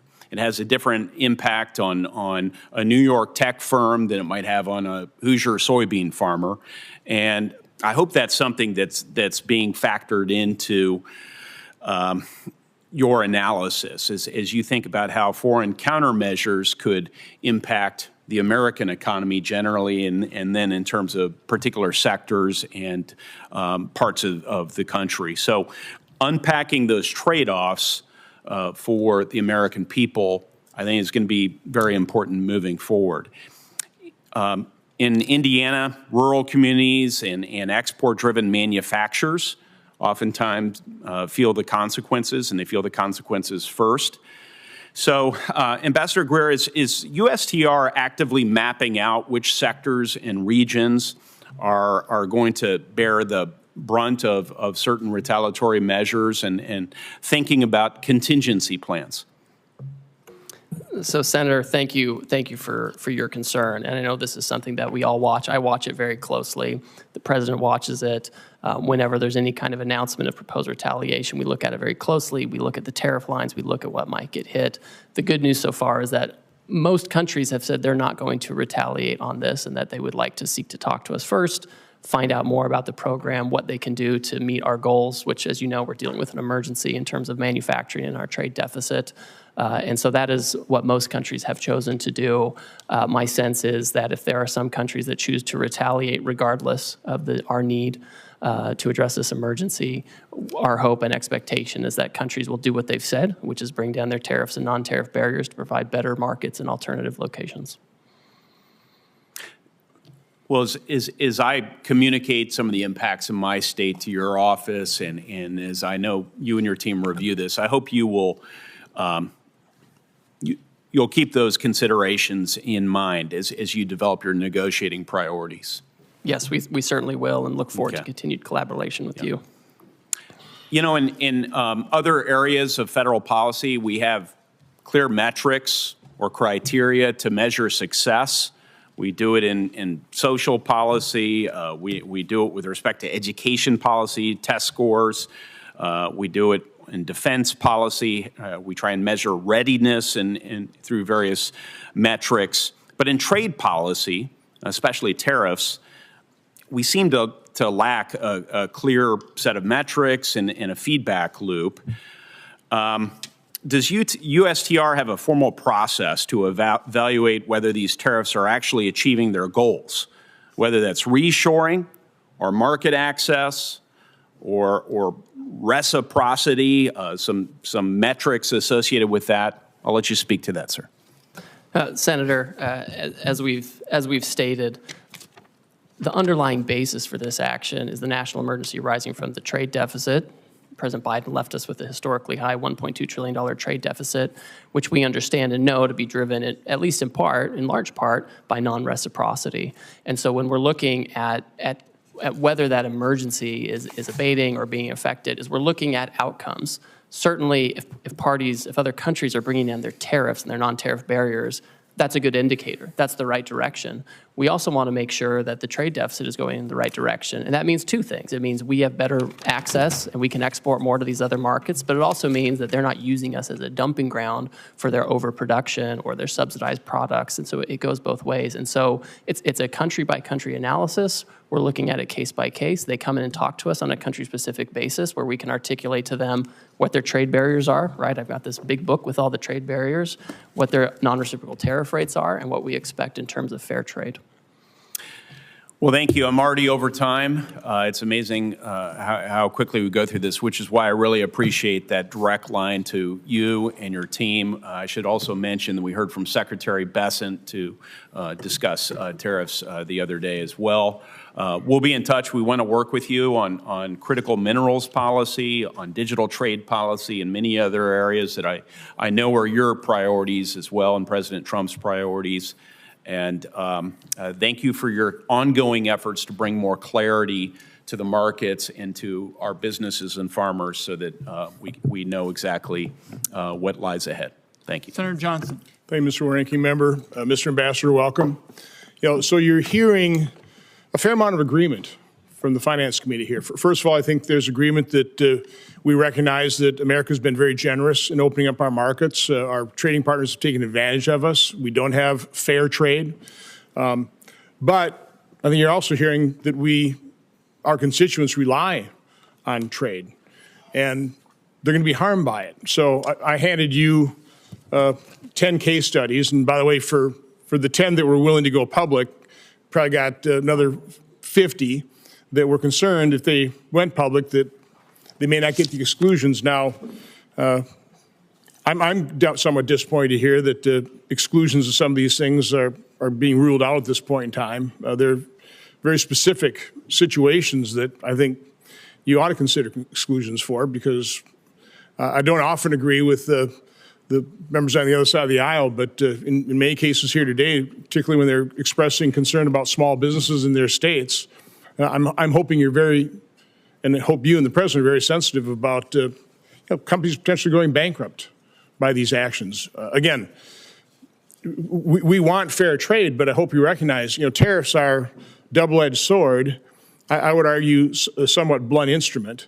A question I have for you: there's no doubt that we have offshored some very crucial products, pharmaceuticals, high-end semiconductors, rare earth minerals. Do you have a list of what those products are that we must, in some way, shape, or form, reshore? Thank you, Senator, and I appreciate the communication we've had, and I've received your letters, and we'll take a close look at those to make sure we're incorporating feedback as we develop the policy. You'll note in the action we took last week, there were certain sectors that we excluded from the tariff action because we think they need their own investigation and consideration, whether it comes to tariffs or other actions. This includes semiconductors, it includes pharmaceuticals, like you're talking about, certain metals like copper, and also critical minerals. These are areas where we have to reshore. We need to be able to think about the best way to incentivize this. There are things we can do as the executive branch, and there are things that Congress can do, and especially with the tax bill coming up. I think these are the kinds of things where we need to create the right incentives. You're not using tariffs with pharmaceuticals and semiconductors or rare earth minerals? So right now they're not subject to a tariff. Because you want them brought in here because they're crucial. There are other products that are also crucial that you are applying tariffs to. So we are doing investigations right now, and we're considering, with respect to pharmaceuticals and semiconductors, the President's been very clear about this. He said it several times, because tariffs are a tool that can be used to create incentives. What we can't have is the status quo. The status quo has not worked. Do you believe a trade deficit is just per se always bad? I think that the situation, what we have, Senator, is a large and persistent trade deficit. In normal economic structures and normal markets, you would have a deficit one year or a surplus one year. But what we have is a structural, persistent and growing deficit. And as a result, offshore some crucial yes, products. That's a big part of it. Yes, but sir. Do you want to onshore, for example, very high labor content products when, by the way, we're pretty low unemployment rate? I mean, when I went to college, 5% was full employment. We're at 4.2. I've been in manufacturing since late 70s. You couldn't hire enough people in manufacturing back then. Situations even got worse. So I would argue that I'm far more concerned about our budget deficit of $2 trillion. And I realize the trade deficit, we have problems with that. But I think our bigger problem is we don't have enough workers. So are you factoring that into your calculation in terms of what you're actually trying to accomplish here? I mean, all for bringing back these crucial products so that we don't have national security issues with the things that we can't manufacture. But again, I don't want to bring back high labor content. Now I want to diversify our supply chain. It's bad to have that all in China, as we saw certainly with PPE, but a diversified supply chain around the world, because I think trade is a win-win situation. It should be. What are your comments on that? So I think when it comes to workers, so first of all, we have about 2 million discouraged workers right? And these are folks who should come off the sidelines for sure. I think the factories that are being built and will be built in the United States will leverage both automation and workers, right? I don't think we're going to have lots of, it's not the kind of labor that's done in some of these other countries. I think our folks are innovative, and the newest factories use a lot of automation, but also workers and people who make the products that the industrial robots that contribute to that automation. But I mean, I think we need to be in a situation where we have production here, right? We need to think not just in terms of quarterly earnings, but in the next century, and how do we set up the American economy now? How do we deal with the emergency now to make sure we can produce far into the future? Again, I would ask that these case studies be entered in the record, and I just really ask you and the President focus on the products we actually need as opposed to using this broad instrument. There's going to be an awful lot of collateral damage. People are already feeling that pain, so I hope you're sensitive to that.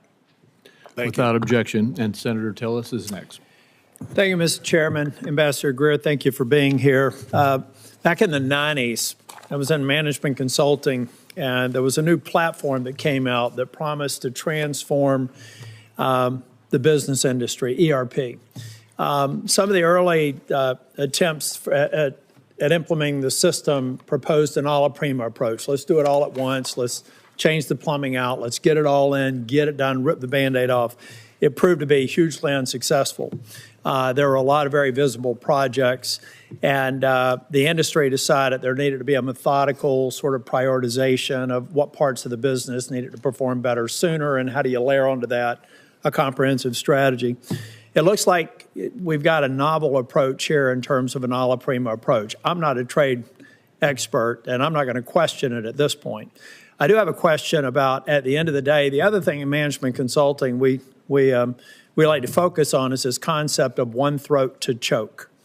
In other words, when you're finally taking a look at a strategy, someone has to own it, and you can't say that it's the president or the vice president. So my first question to you, in this scenario, the decision maker who decided the a la prima approach, who has obviously had to have spent time anticipating what we saw in the markets and some of the pushback, I'm assuming this all got gamed out because it's a novel approach, it needed to be thought out. Whose throat do I get to choke if this proves to be wrong? Well, Senator, you can certainly always talk to me, but are you at the tip of the spear? Well, I'm at the tip of the spear for certainly. Did you propose the a la prima approach? So, first of all, I would push back, Senator, just a little bit on this. For now, we've excluded pharmaceuticals and semiconductors to take a different kind of approach. So let me get and we've excluded question. USMCA Section 232 and 301, we know particularly Section 232 is still on aluminum. Section 301 is Chinese imports, where there's no other provider. I overheard you say that maybe, or I thought I heard you say in response to another question, that for the near term there won't be any exclusions. Is that true of China, where they have said the U.S. is unilaterally bullying and completely groundless and they're going to fight to the end? Are the 232 and 301 tariffs exclusions on the shelves until we get to a reasonable agreement with China? I'm just trying to answer a question that I have several people in North Carolina asking. So the president, again, is the final decision maker on all of these things, and he has directed that there not be exclusions or exemptions. There will not be any exclusions on steel, aluminum, or any products that are only manufactured in China for the foreseeable future until China determines what the end is, because they said they're going to fight to the end. Again, I'm just trying to communicate questions that I've asked, so there will be no exclusions. Yes. I won't waste your time asking for them. That's the main reason I wanted to ask the question. So again, I'm just trying to get my head around the logic of an a la prima approach, and I'm waiting to be, I'm waiting to see it be successful. But it just seems like we've decided to begin a trade war on all fronts, and that's okay if the person who thought this through has an answer for why you go after partners that we have a very long storied relationship with. Maybe we give some developing countries a break because we're trying to actually get their economies functioning, make them look to the West versus to Chinese investment.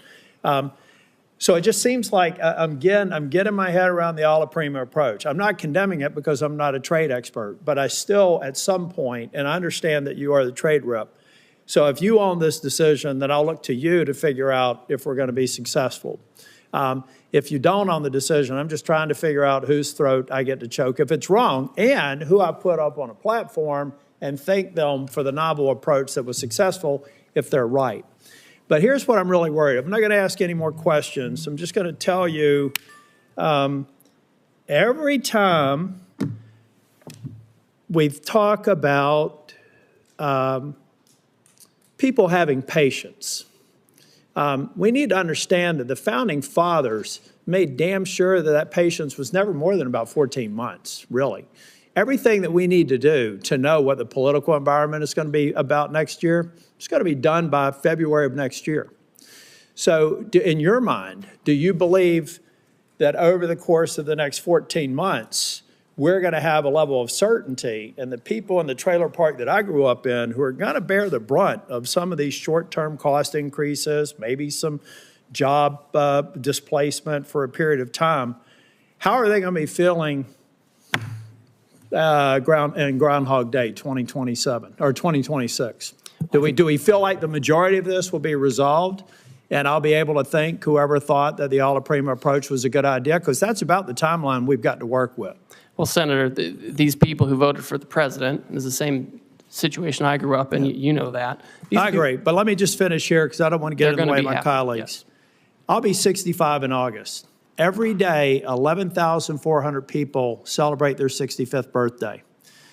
That's 4 million a year.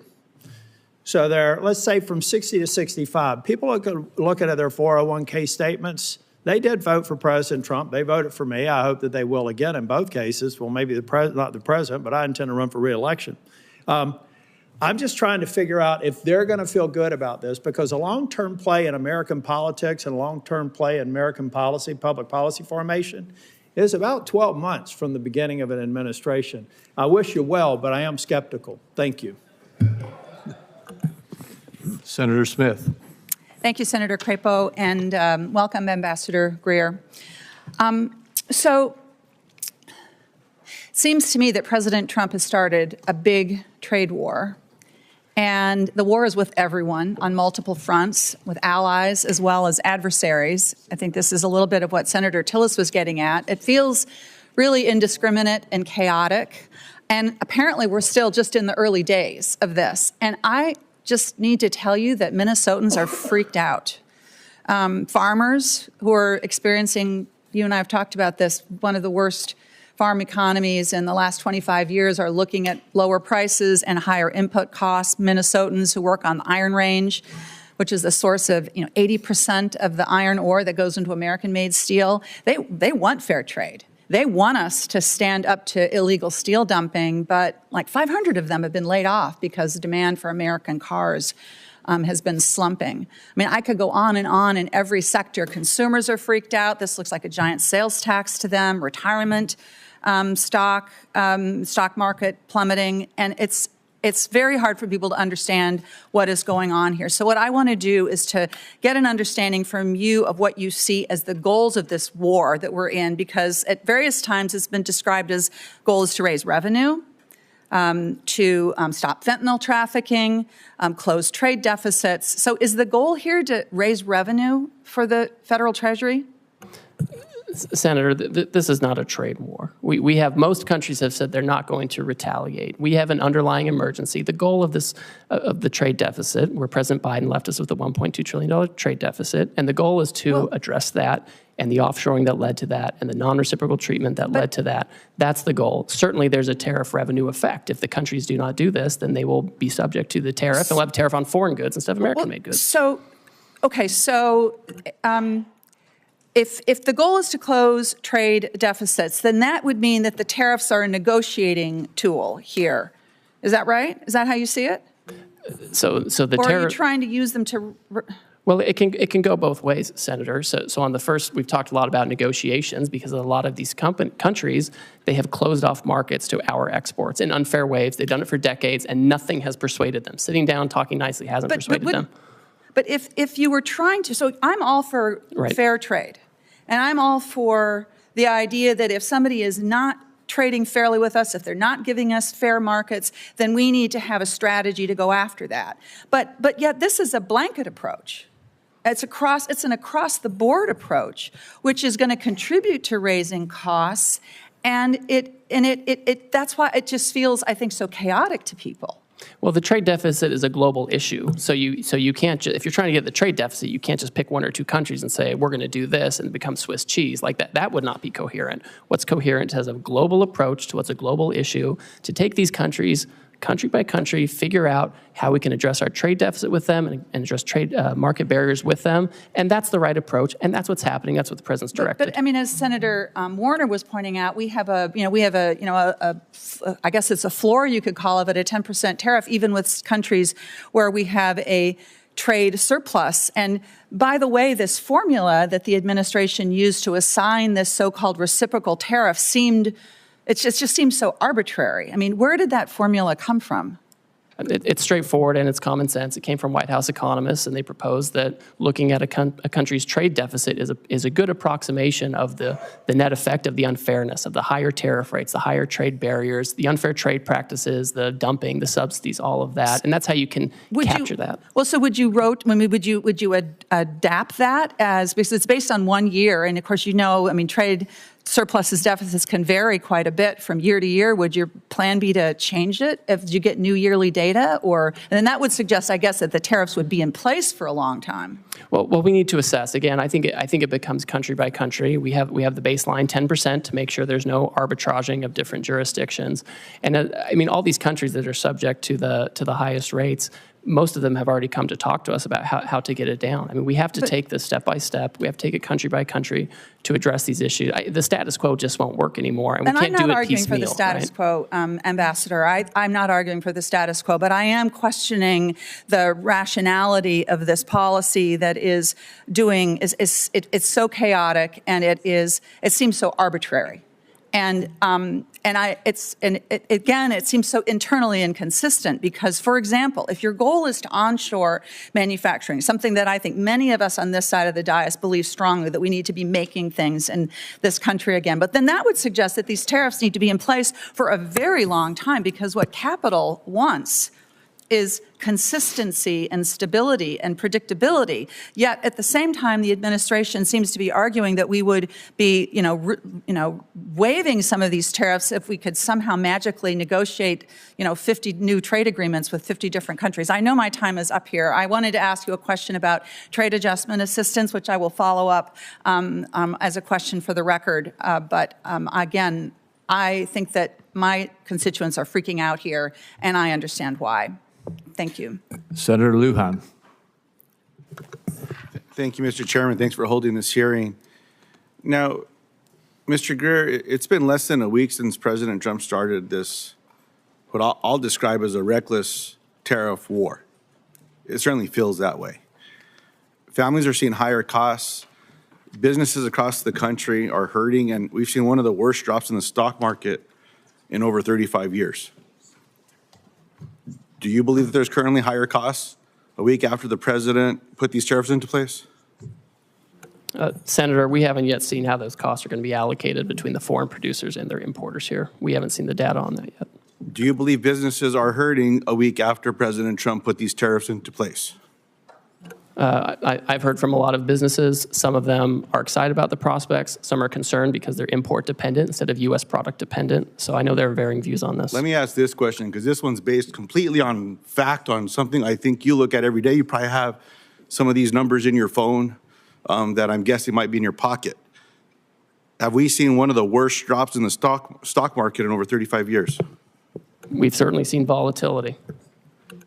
Have we seen one of the worst drops in the stock market in over 35 years? I think, and Senator Warner talked about this. We'll move on. If you don't want. Well, I know everyone's concerned about Wall Street, and I'm just concerned about Main Street and getting these jobs back, Okay, let's talk about Main Street, Mr. Greer. Last time you were here, I asked if President Trump's trade war would hurt New Mexico businesses and families. You dodged my question. You told me, quote, I can't guarantee economic outcomes. When I pressed you, you told me that you want me to, quote, you asked me to, quote, hear from me on what the impacts of these tariffs are. Well, Mr. Greer, I'm here to tell you today New Mexicans are hurting. I understand why you would not guarantee that New Mexicans wouldn't be hurt, because you probably knew what I thought then that we now see today, that this is hurting people back home. Now, I want to ask you the same question again. Yes or no, will President Trump's tariffs harm New Mexican businesses and families? Senator, I just don't think they will. Right now, you have duty-free trade with Canada and Mexico, where they comply with the rules, where they have U.S., Mexican, and American content. I mean, this is designed, and I would hope that being a border state, this is something that you find valuable, and that's what we're trying to do. We're trying to incentivize production in the United States. We want North America to be competitive, and this is. We can't have the status quo. We have to have a situation where we have manufacturing here, where we have foreign market access for our producers, and we want New Mexico families and companies and communities to prosper. Mr. Greer, do you agree with President Trump that families are going to have to feel a little pain? I'm not going to speak for the president. I didn't ask for you to speak for him. I know none of you have the courage to stand up to him. What I'm asking you, Mr. Greer, is do you agree with what the president said about these tariffs in that people are going to have to feel a little pain? That's my question. If we have companies that feel pain because they're adjusting their supply chains, that more American product made by American workers, that's an adjustment we have to make to prepare for the future. We can't keep doing the same thing we always did. And if companies are having trouble adjusting their supply chains, which I'm very sensitive to, this is something that we have to deal with. We can't do nothing for 4 years like we saw under Biden, where there was just nothing going on trade. Let me ask the question a little differently. Yes or no? Do you agree with President Trump when he said families are going to have to feel a little pain? Of course, I agree with the president. Thank you very much. But I expect that the jobs we see for manufacturing is going to far outweigh anything. I'm short on time, sir. So Yes, look, sir. economists are predicting that Trump's trade war is going to cost American families about $4,000 per year. I disagree with your assessment now and agreeing with Donald Trump that families should feel pain. When I asked you about the economic impact of families back home, you said, no, they're going to do great. Things are going to be wonderful. New Mexico should be appreciative of all these things. I guess pain is the kind of relief that you believe that families should be going through. I mean, it is what it is. As I've been saying to my colleagues here, I understand the outcome of this last election. Donald Trump is now the president of the United States. He won the election. My Republican colleagues in the Senate won the election. They control the votes in this chamber. They control the votes in the House. That's why we're seeing these budget resolutions. All I'm saying is own up to what you want to do. You want to do it. Just be honest with the American people about what's going on. I appreciate the time today, Mr. Chairman. I yield back. The same economists who are crying out now were the ones who said we were going to crash the economy, and Trump won. We put tariffs on China, and real median household income went up for Americans by $7,000. Inflation went down, unemployment went down. So we have history showing that we know how to use this. We know how to Mr. use Chairman, these tools. since Mr. Greer went on, I will just follow up again. Then help explain the pain that people are feeling today with your assessment of what Donald Trump said, that families should feel some pain. That's all okay with you all?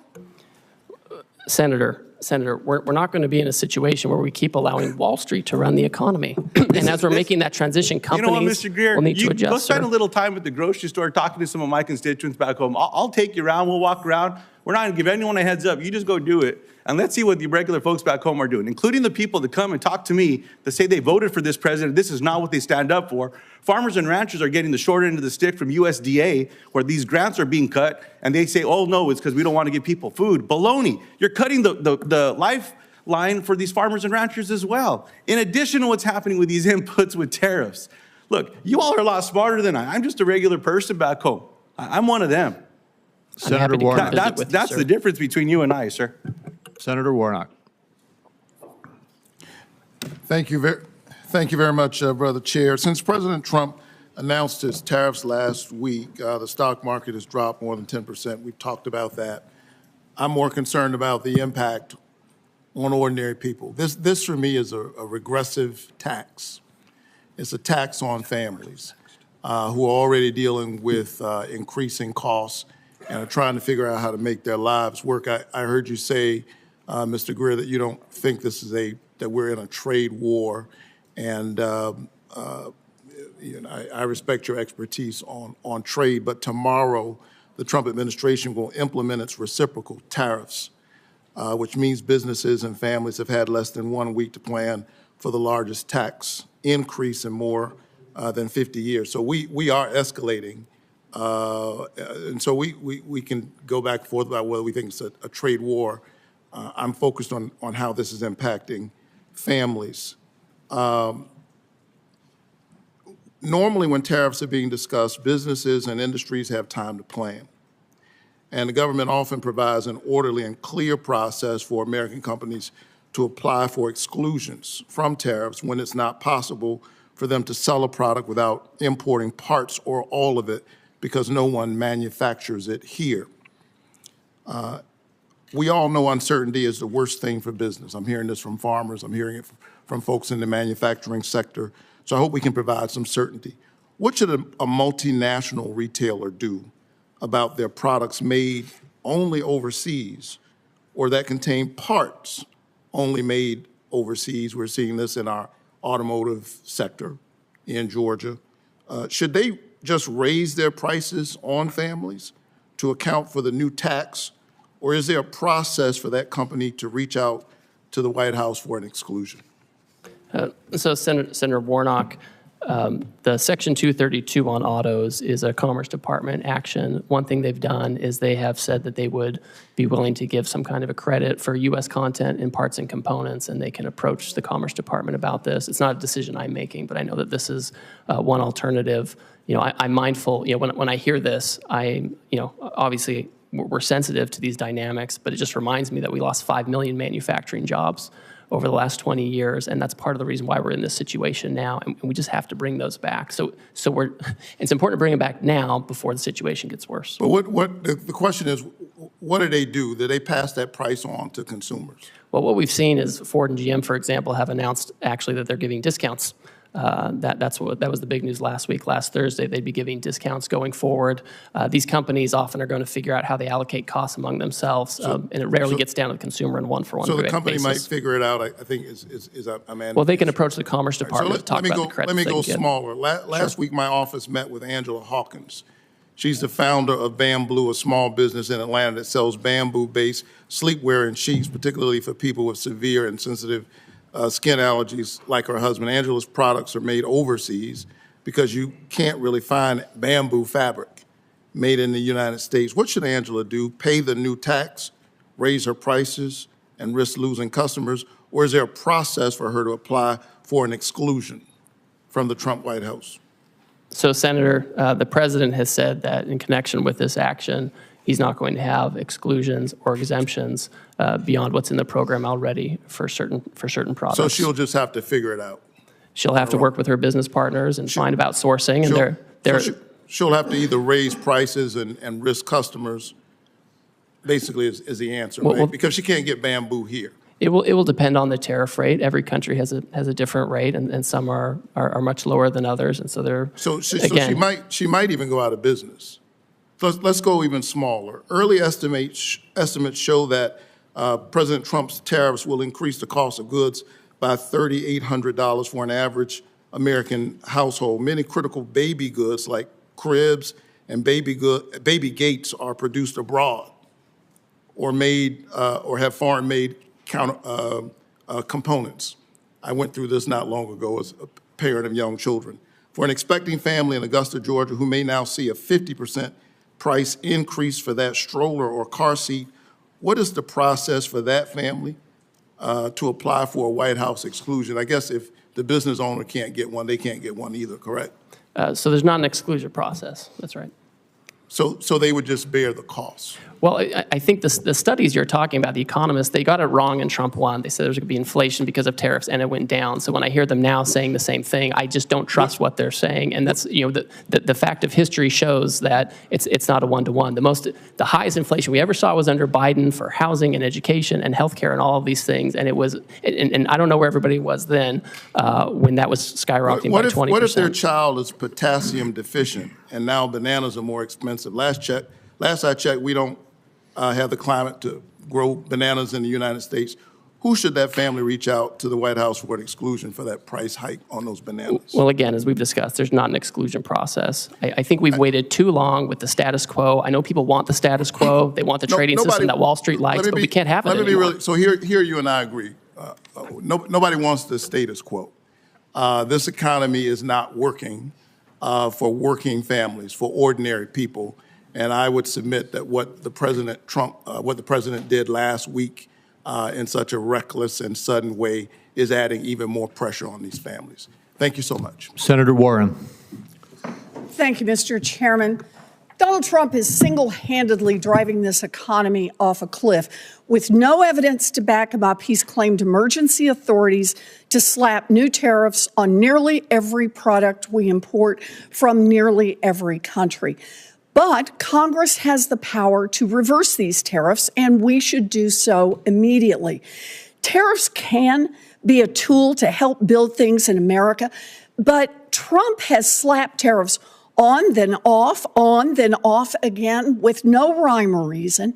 And the uncertainty about the long-term rules makes companies far less likely to invest in manufacturing or jobs here in the United States. If Congress doesn't stand up to Trump, economists predict a recession before the end of the year. And Fed Chair Jerome Powell says we're in a real danger of, quote, both higher unemployment and higher inflation. Translation, Trump's tariffs will push millions of workers out of jobs and push prices up at the same time. So, Ambassador Greer, we've heard a lot of conflicting statements about whether these tariffs are here to stay, how many more rounds of on-off we're going to do. So let me ask the question from a different perspective. Ambassador Greer, we lost 700,000 jobs each month in the last recession. If 700,000 Americans lose their jobs, will the Trump administration suspend these tariffs? Senator, I think the economists who are making these projections, who often are in favor of fully unfettered free trade, are the same ones who said in the first Trump term that putting tariffs Greer, I something that's going to happen, let me just stop you there. I'm not asking about projections. I'm asking if the numbers show that 700,000 people have lost their jobs because of these new tariffs that Trump has slapped on. Will the administration reverse course and lift those tariffs? Senator, that's not going to happen. We've lost 5 million manufacturing jobs over the years, which is the number I'm most worried about, and we have to get those jobs back. So I take that as a no. Let me try another one. Moody's says that if the Trump tariffs remain in place, we will definitely plunge into a recession, which will ultimately cost 3.5 million Americans their jobs. So, Ambassador Greer, if Trump's tariffs push 3.5 million people out of work, will the Trump administration reverse course and lift those tariffs? Senator, the Wall Street analysts are wrong. They never want to have any kind of change to the status quo. Right or but that's who you're quoting to me, Senator. I'm giving you a number. If the number is 3.5 million, if it never comes to pass, you don't have to worry about your answer. But if 3.5 million people lose their jobs because of these tariffs, is the Trump administration prepared to lift them? Right now, this minute, we're working on negotiations with countries who believe they can achieve reciprocity with us and get their trade deficit down. And that's the emergency we're focused on. There's not going to be a situation where years from now we've lost millions of jobs. Let me try one more time. If Trump tariffs push workers out of their jobs and raise prices, as Fed Chair Powell has predicted, will you reverse course then? I think also with respect to Chairman Powell, who I don't know personally, but I know the president makes decisions on trade, and he rarely takes advice from Chairman Powell on this. We found in Trump 1 that you could put tariffs on China and you could make it work and have lower income, lower unemployment, lower inflation, and increase real median household income over time as we reshore. And that's what we have to do, Senator. What I'm hearing you say is that no one can hear a rhyme or reason to why the tariffs are off again, on again, off again, on again. But what you're telling us is the fact that hundreds of thousands, even millions of people could lose their jobs and that prices could go up will not be a factor for you or for Donald Trump for rolling those tariffs back. Look, if Republicans are serious about protecting American jobs and fighting inflation, then they can join Democrats right now to pass a resolution to fix Trump's reckless tariffs. This economy is teetering on the edge of collapse. We have the power right here in the Senate and over in the House of Representatives to take this authority away from Donald Trump. We can get this voted on. Senator Wyden and I have already are about to introduce the bill to do that. And if Republicans are serious about not playing the red light, green light with tariffs, but instead about protecting our economy, our families, our jobs, and keeping prices low, then Republicans should join us on that. Thank you, Mr. Chairman. Senator Welch. Thank you. You know, there's a place for tariffs on China. Targeted tariffs make some sense. What is being rolled out and the way this is being done is so destructive and so reckless and so irresponsible that it's creating nothing but economic chaos, uncertainty, and suffering for a lot of people. These are really disastrous for Vermont. I just want to go through this question of how do these roll out? You did not set, as our trade representative, the tariff rates on all of these countries that were on display when the president announced them, right? Senator, the president made a decision on how he wanted to have the tariff set, and the economic cabinet advised him on that. Right, but you did not set like the 50% rate on Lesotho. I personally didn't, no. Yeah, can you explain how that makes any sense? So the way that the methodology works is the emergency we're talking about is premised on the trade deficit, which we think is well, I'm trying to explain the methodology, Senator, if you want to hear it. This has got to get concrete, because this has real impacts on everyday people. So the rhetoric about what the goals are when the rollout is so in conflict with achieving anything other than economic downturn, how did the 50% rate on Lesotho be decided? So when you have White House economists who assess the trade deficit. But you had no role in it? Well, I certainly had a role in it. Everyone was advising the president on how to do this. Tell me why I came up with 50% for Lesotho. Well, I'd like to tell you, Senator. So when you look at a country's trade deficit, we believe that captures some of the unfairnesses, and you have to have a uniform methodology. You can't be arbitrary or capricious. I'm going to keep going, because Lesotho does diamonds, and, you know. I'm happy to talk more to you about the methodology. There is, I mean, my sense is there is no methodology. I asked ChatGPT, and basically they came up with some formula. Well, that's not true. Well, here's how it looks. Donald Trump just got fed up and said, what the heck, we'll just go with this formula that makes no sense. Number two, the issue of these tariffs. Now, the phone is ringing off the hook at the White House from countries wanting to get a break, right? They want to talk about how to have reciprocal trade with us and how to get that deficit down. That's right. So here's the structural issue that is really alarming to me, and I hope to all of us. We are using these tariffs, or the president is using these tariffs, from going from an economy that's based on competition to one that's based on access. You know, in a competitive economy, your product, your service determines the outcome and how well you do. In an access economy, it's who's got Donald Trump's number, who's got your number, who's got Lutnick's number, and you call up and you get a break. That's an access economy. Is this going to be the arbitrary authority of the president to decide, yes, we'll cut the Vietnam tariff, and no, we'll sustain the tariff on Lesotho? The way this works, Senator, is we have longstanding relationships with trade officials in these foreign countries, and they work with our staff, our career staff, and they develop, if someone comes to us with an offer, we review it, we analyze it, and we present it to the president. They're calling the president. I mean, you've got Donald Trump as president basically picking and choosing winners and losers, and who knows on what basis. That's not a trade regime that anybody can count on. That's something they can game if they know you, they know Lutnick, they know Donald Trump. You know, that I think was what Senator Warnock was asking about. We've got farmers on the border with Canada. They get their grain. It's going to be 25% hit. We've got consumers whose electricity bills are going up because of retaliation from Canada. Can they make a call to you, to Howard Lutnick, to the president, and ask for relief?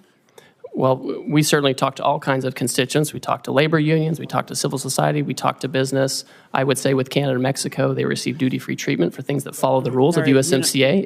If they bring in Chinese content and send it down, they won't get a break. Let me tell you the frustration I have. There is a place for targeted tariffs to help us and also to push back on unfair trade practices. I support that. That's not what this is. This is utter chaos, arbitrary and willful on the part of the president that is setting up a dynamic where he picks winners and losers rather than companies compete to do the best they can and have the benefit of good work and a good product. Mr. Chairman, I yield back. Thank you. Senator Barrasso. Thank you, Mr. Chairman. Well, appreciate you being here to answer questions. Look, I'm concerned from Wyoming and for workers across the country. I'm worried that foreign competitors continue to use unfair trade practices against the United States, against our workers, against our producers. These practices threaten our economic security, our prosperity. We want a safe and prosperous nation. Workers in my home state and across the country are paying the price. So can you just talk a little bit about how you determine if foreign trade and economic practices constitute an emergency for our country? And I just heard our previous speaker talk about asking ChatGPT. I'm not going to do that. I'm going to ask you, how is it that we determine if foreign trade and economic practices constitute an emergency for our country?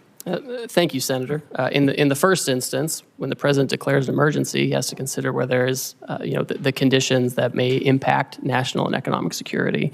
And so for him, he took a look at our trade deficit, which was the largest in human history under President Biden, 1.2 trillion. And we looked at what the effect of that was. And it includes loss of 5 million manufacturing jobs, loss of 90,000 factories, loss of competitiveness with China in advanced technology. And then we looked at what are some of the causes of the trade deficit. And certainly there's currency manipulation, there's other currency factors, but also non-reciprocity in trade, barriers overseas, whether tariffs or non-tariff barriers that keep us out, unfair trading practices like dumping and other things that push things into our market, or subsidies, or state-directed economies. And so those are the things we look at.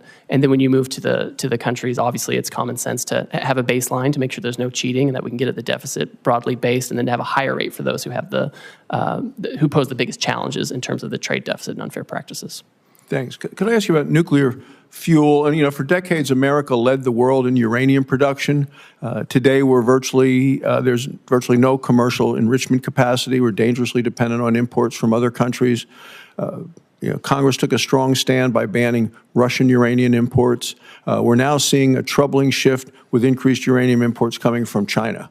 And we think it's the uranium from Russia going to China, which they then sell to the United States. So we've simply replaced one adversary with another. This poses to me a serious threat to our national security, to our energy independence. Wyoming has the resources and the workforce to revive American uranium production. But what we know is that subsidized foreign uranium from China and from Russia threatens to undermine our domestic industry. Well, you're going to support efforts to end uranium imports from China as we continue to try to build our U.S. nuclear supply. Senator, I'm happy to talk to you about that and the best way to implement that kind of action. Great. Market access for Wyoming beef. Our ranchers are seeing what you recently did, what the president has recently done, and say it's about time. I know you heard a lot about market access today. Just specifically discuss market access for American beef. It's our #1 cash crop in Wyoming. Our ranchers produce some of the highest quality beef in the world, yet our beef faces significant barriers in key foreign markets. So I do appreciate your office's efforts to document the numerous barriers that unfairly block American beef exports. For example, Thailand imposes a 50% tariff on American beef. The European Union's numerous, quote, Green Deal restrictions limit market opportunities for our ranchers. Australia's barriers prevent the sale of a safe, high-quality American beef. They've sold $29 billion into our country. We can't sell a hamburger there. So Wyoming beef producers have felt the direct impact of these unfair trade practices, and I say it's our #1 cash crop. What steps do you see being taken now to open new markets and ensure fair access for our beef around the world where we've been blocked? So, Senator, as everyone knows, we have a lot of countries coming to talk to us right now who want to have more reciprocal trade, get their trade deficit down. And obviously part of that is making sure we have access for products like beef, making sure we're exporting products like beef. I've talked to the Australians about this issue. It's always surprising because they're a great partner for us globally. This is a big issue with them. Southeast Asia as well. These are things that are on our list when people come to talk to us. It's something we've recorded for years, and we expect countries to change this. Great, thank you. In terms of critical minerals, we sit on vast deposits of critical minerals in Wyoming essential for our national security. Our state has significant reserves of rare earth elements. Are there some trade initiatives that you're taking right now that are going to pursue to counter China's dominance in the critical minerals world, both in terms of production as well as refinement? Yes, well, I know, for example, this is at the Commerce Department, but I know they're considering whether they need to take some kind of an action and looking into potential Section 232 investigation of critical minerals to know, how we can get that here, how we can get processing here in our near abroad, how to make sure we're not dependent on China for those things. Thank you, Mr. Chairman. Senator Blackburn. Thank you, Mr. Chairman, and thank you for being here today. I know you have had a busy week, and we appreciate that and appreciate what the President is trying to do for the broader economy. And, of course, it is encouraging to hear that we have 70 countries that are coming in to negotiate tariffs and some of those non-tariff barriers that have existed. So we're grateful for all that work. I do want to ask you about some of the foreign governments using bogus environmental regulations to really sideline American businesses. And the EU's new deforestation regulation is a great example of this, imposing excessive reporting requirements that would shut out Tennessee pulp and paper producers from foreign markets. And also, we're seeing some of these foreign governments actually seize U.S. assets under false pretenses. And last year we had a company, Vulcan Materials, which declined to sell its Mexican port to the government. So armed forces came in and took control of that, citing environmental licensing requirements. And this is a pattern of regulatory abuse, and it keeps our companies out of the global market. So how are you working to protect these U.S. businesses and to deal with these foreign governments who are weaponizing their bogus regulations to restrict the market access? Well, Senator, I always find it troubling when countries use these kind of measures as a protectionist measure. Our companies, whether they're making here and exporting or going elsewhere to produce in other countries, are always the cleanest and most responsible, always. And we should always have the best treatment under those kinds of regimes. So with respect to the two examples you noted on the Vulcan issue, I've raised this personally with Mexican trade officials. And with respect to the EU forestry regulation, my understanding is right now it's a little bit on pause while they themselves look at it and take a second look. And I talk to my counterparts in Europe frequently, and this is something where I want to make sure that they're treating us appropriately under this law, not discriminating against us. That's wonderful. If I could get in writing from you an update on the Vulcan port issue, that would be helpful also. We're happy to do that, Senator. Thank you. I want to talk about digital trade because President Trump really has shown great leadership when it comes to digital trade. And that was a part of the negotiations on the USMCA. And it really gave us a very robust and ambitious digital trade chapter. And the provisions, including cross-border data flows and data localization, are critical to facilitating strategic U.S. initiatives across a broad range of industries. And we have an opportunity now to build on this digital chapter. So, and I think that could really pave a way to add other provisions on critical issues such as AI, such as quantum computing that we are dealing with. So how could you use this digital trade chapter that we have in the USMCA to expand that globally as we look at negotiating new trade agreements? Well, I think it's important to understand that our companies, our digital trade companies, are the most competitive in the world. They're the most effective in the world. And what we don't want is a situation where they are retaliated against or they're discriminated against such that their Chinese competitors actually take up market share. I mean, that would be a disastrous situation. And so as countries come to us and want to talk about how to have more reciprocal trade or better trade actions, I would expect that we want to make sure that they're not discriminating against our technology companies, and we want to make sure we have a level playing field so we can have the appropriate market access that we want, and whether we do that in formal trade agreements or just in commitments from these other countries. Well, and as you know, digital trade is important to Tennessee. Yes, ma'am. So we're looking forward to that. Non-tariff barriers are something that get mentioned quite a bit as we are talking to companies. I know Vietnam has several non-tariff barriers, and we've seen this in the USTR's National Trade Estimate report. And we had a record high deficit with Vietnam in 2024. And in part, that's because Chinese companies are using Vietnam to transship. So will you work to ensure that any possible deal with Vietnam, because I know they've been first to the table to try to negotiate for a zero tariff, but we want to make certain that whatever is done includes provisions that will not allow China to reap the benefits of working with and shipping through Vietnam. I agree with you 100%, Senator, whether it's Vietnam or others. If they think they're going to have some kind of different rate, it can't be one that gives preference to a third country like China, where they can just take advantage of it or use it to circumvent what we're trying to do. I agree with you 100% on this point. Well, thank you for that. Thank you, Mr. Chairman. Thank you, Senator Sanders. Thank you, Mr. Chairman. Mr. Greer, thanks for being here, and I enjoyed our conversation in the office last month. Let me begin by saying, as I suspect you know, that I am not a great fan of unfettered free trade. I helped lead the effort when I was in the House against NAFTA and against permanent normal trade relations with China.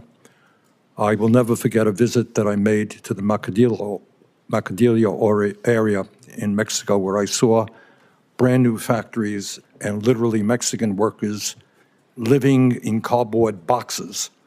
And the result, of course, was the loss of hundreds of thousands of jobs, good-paying jobs in this country, transferring them to Mexico where people work for horrendous wages. That is the type of trade policy which I detest.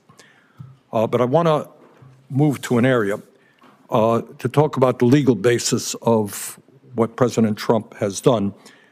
President Trump said, Mr. Greer, that he had no choice in terms of Canada, and I live 50 miles away from the Canadian border. He had no choice but to bypass Congress and to impose an emergency 25% tariff on Canada to stop, quote, the massive, end quote, amount of fentanyl and, quote, the millions and millions of undocumented immigrants coming from the northern border. Unfortunately, that's a lie.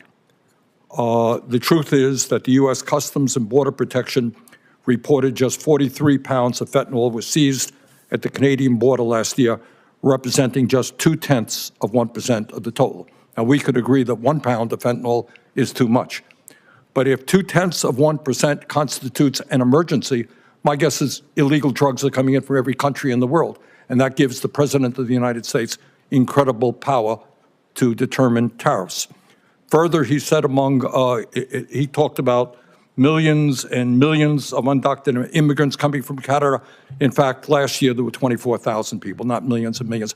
First question, really, we can argue about tariffs, but why does the president have to lie all of the time in order to make his point? So, Senator, I would just refute that when the president is talking about the nature of the emergency we have. I mean, could you talk a little bit closer into the mic, please? Certainly. Senator, I would just say, I think you need to look at what the president issued in terms of the order for the legal basis for what we're doing, right? I mean, the president very rightly hit on this issue of fentanyl migration coming from northern southern borders, and it's a real emergency. Drugs are a real emergency. 0.2%. You can then argue illegal drugs come from every country in the world. If you declare that as an emergency, you're giving the President of the United States unbelievable power. Let me go on that point. Let me mention to you what you probably know.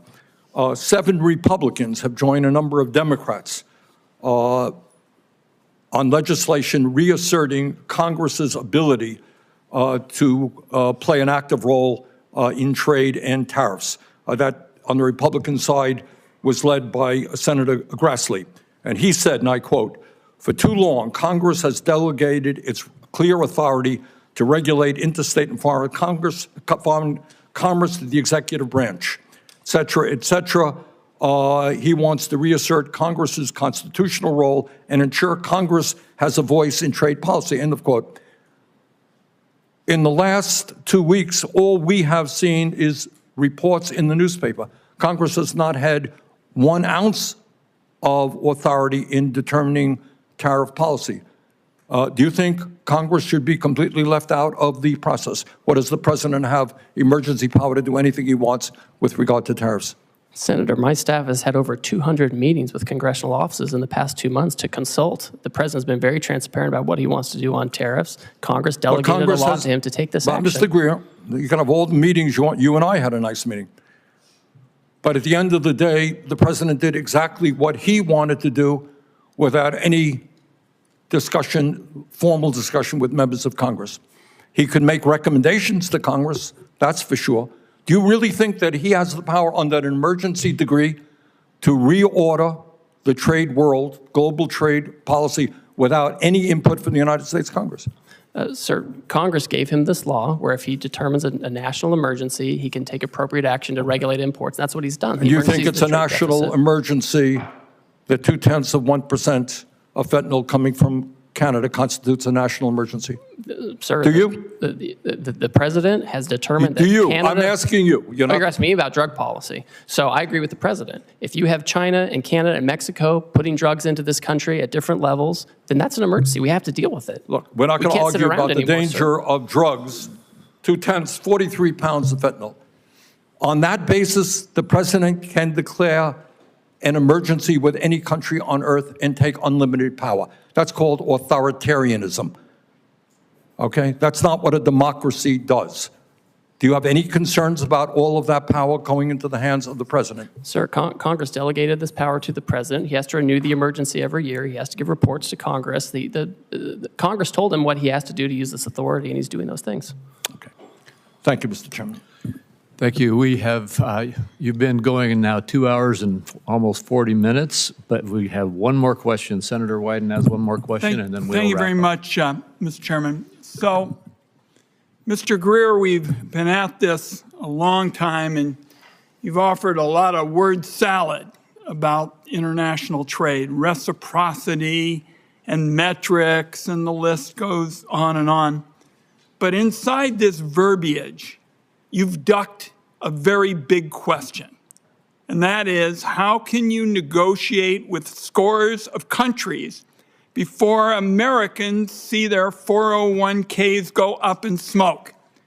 And so what I'd like to do is just ask you one simple question to wrap this up, because at home in Oregon, people want to know what we're doing to help the people who are hurting today, not months and months or elections and all kinds of dates far in the future. So here's my question to wrap up. When will those hurting now see real relief? Senator, the country decisively voted for this president and his trade policy. He knows how to use tariffs appropriately to negotiate deals where necessary and to drive investment and manufacturing back to the U.S. And that's what we're doing. He was successful in his first term in using it. Real wages went up, and that's what we're doing now. And we're working around the clock to make sure we can do that. Mr. Greer, I gave you a chance to respond to the question, and what you said wasn't accurate.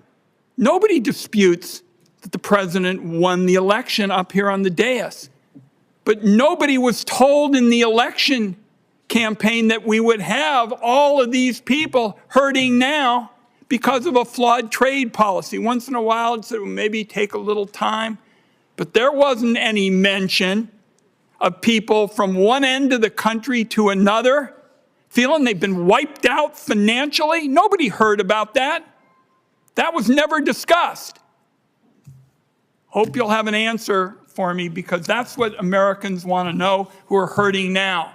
They've listened to all of this trade lingo tossed around, and then they scratch their head and say, who's going to stand up for me now? Well, I'll tell you, we're going to fight for those people.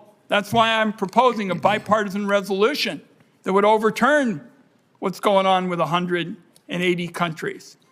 We'll keep the record open for a few days, but what I'd like to know is what the timetable is for helping people who are hurting right now, because I haven't heard anything on that point. Thank you, Mr. Chairman. Thank you, Senator Wyden. And we are now at the conclusion of the questions. Ambassador Greer, thank you for the time you've given us. As I indicated, you've gone almost 2 hours and 45 minutes.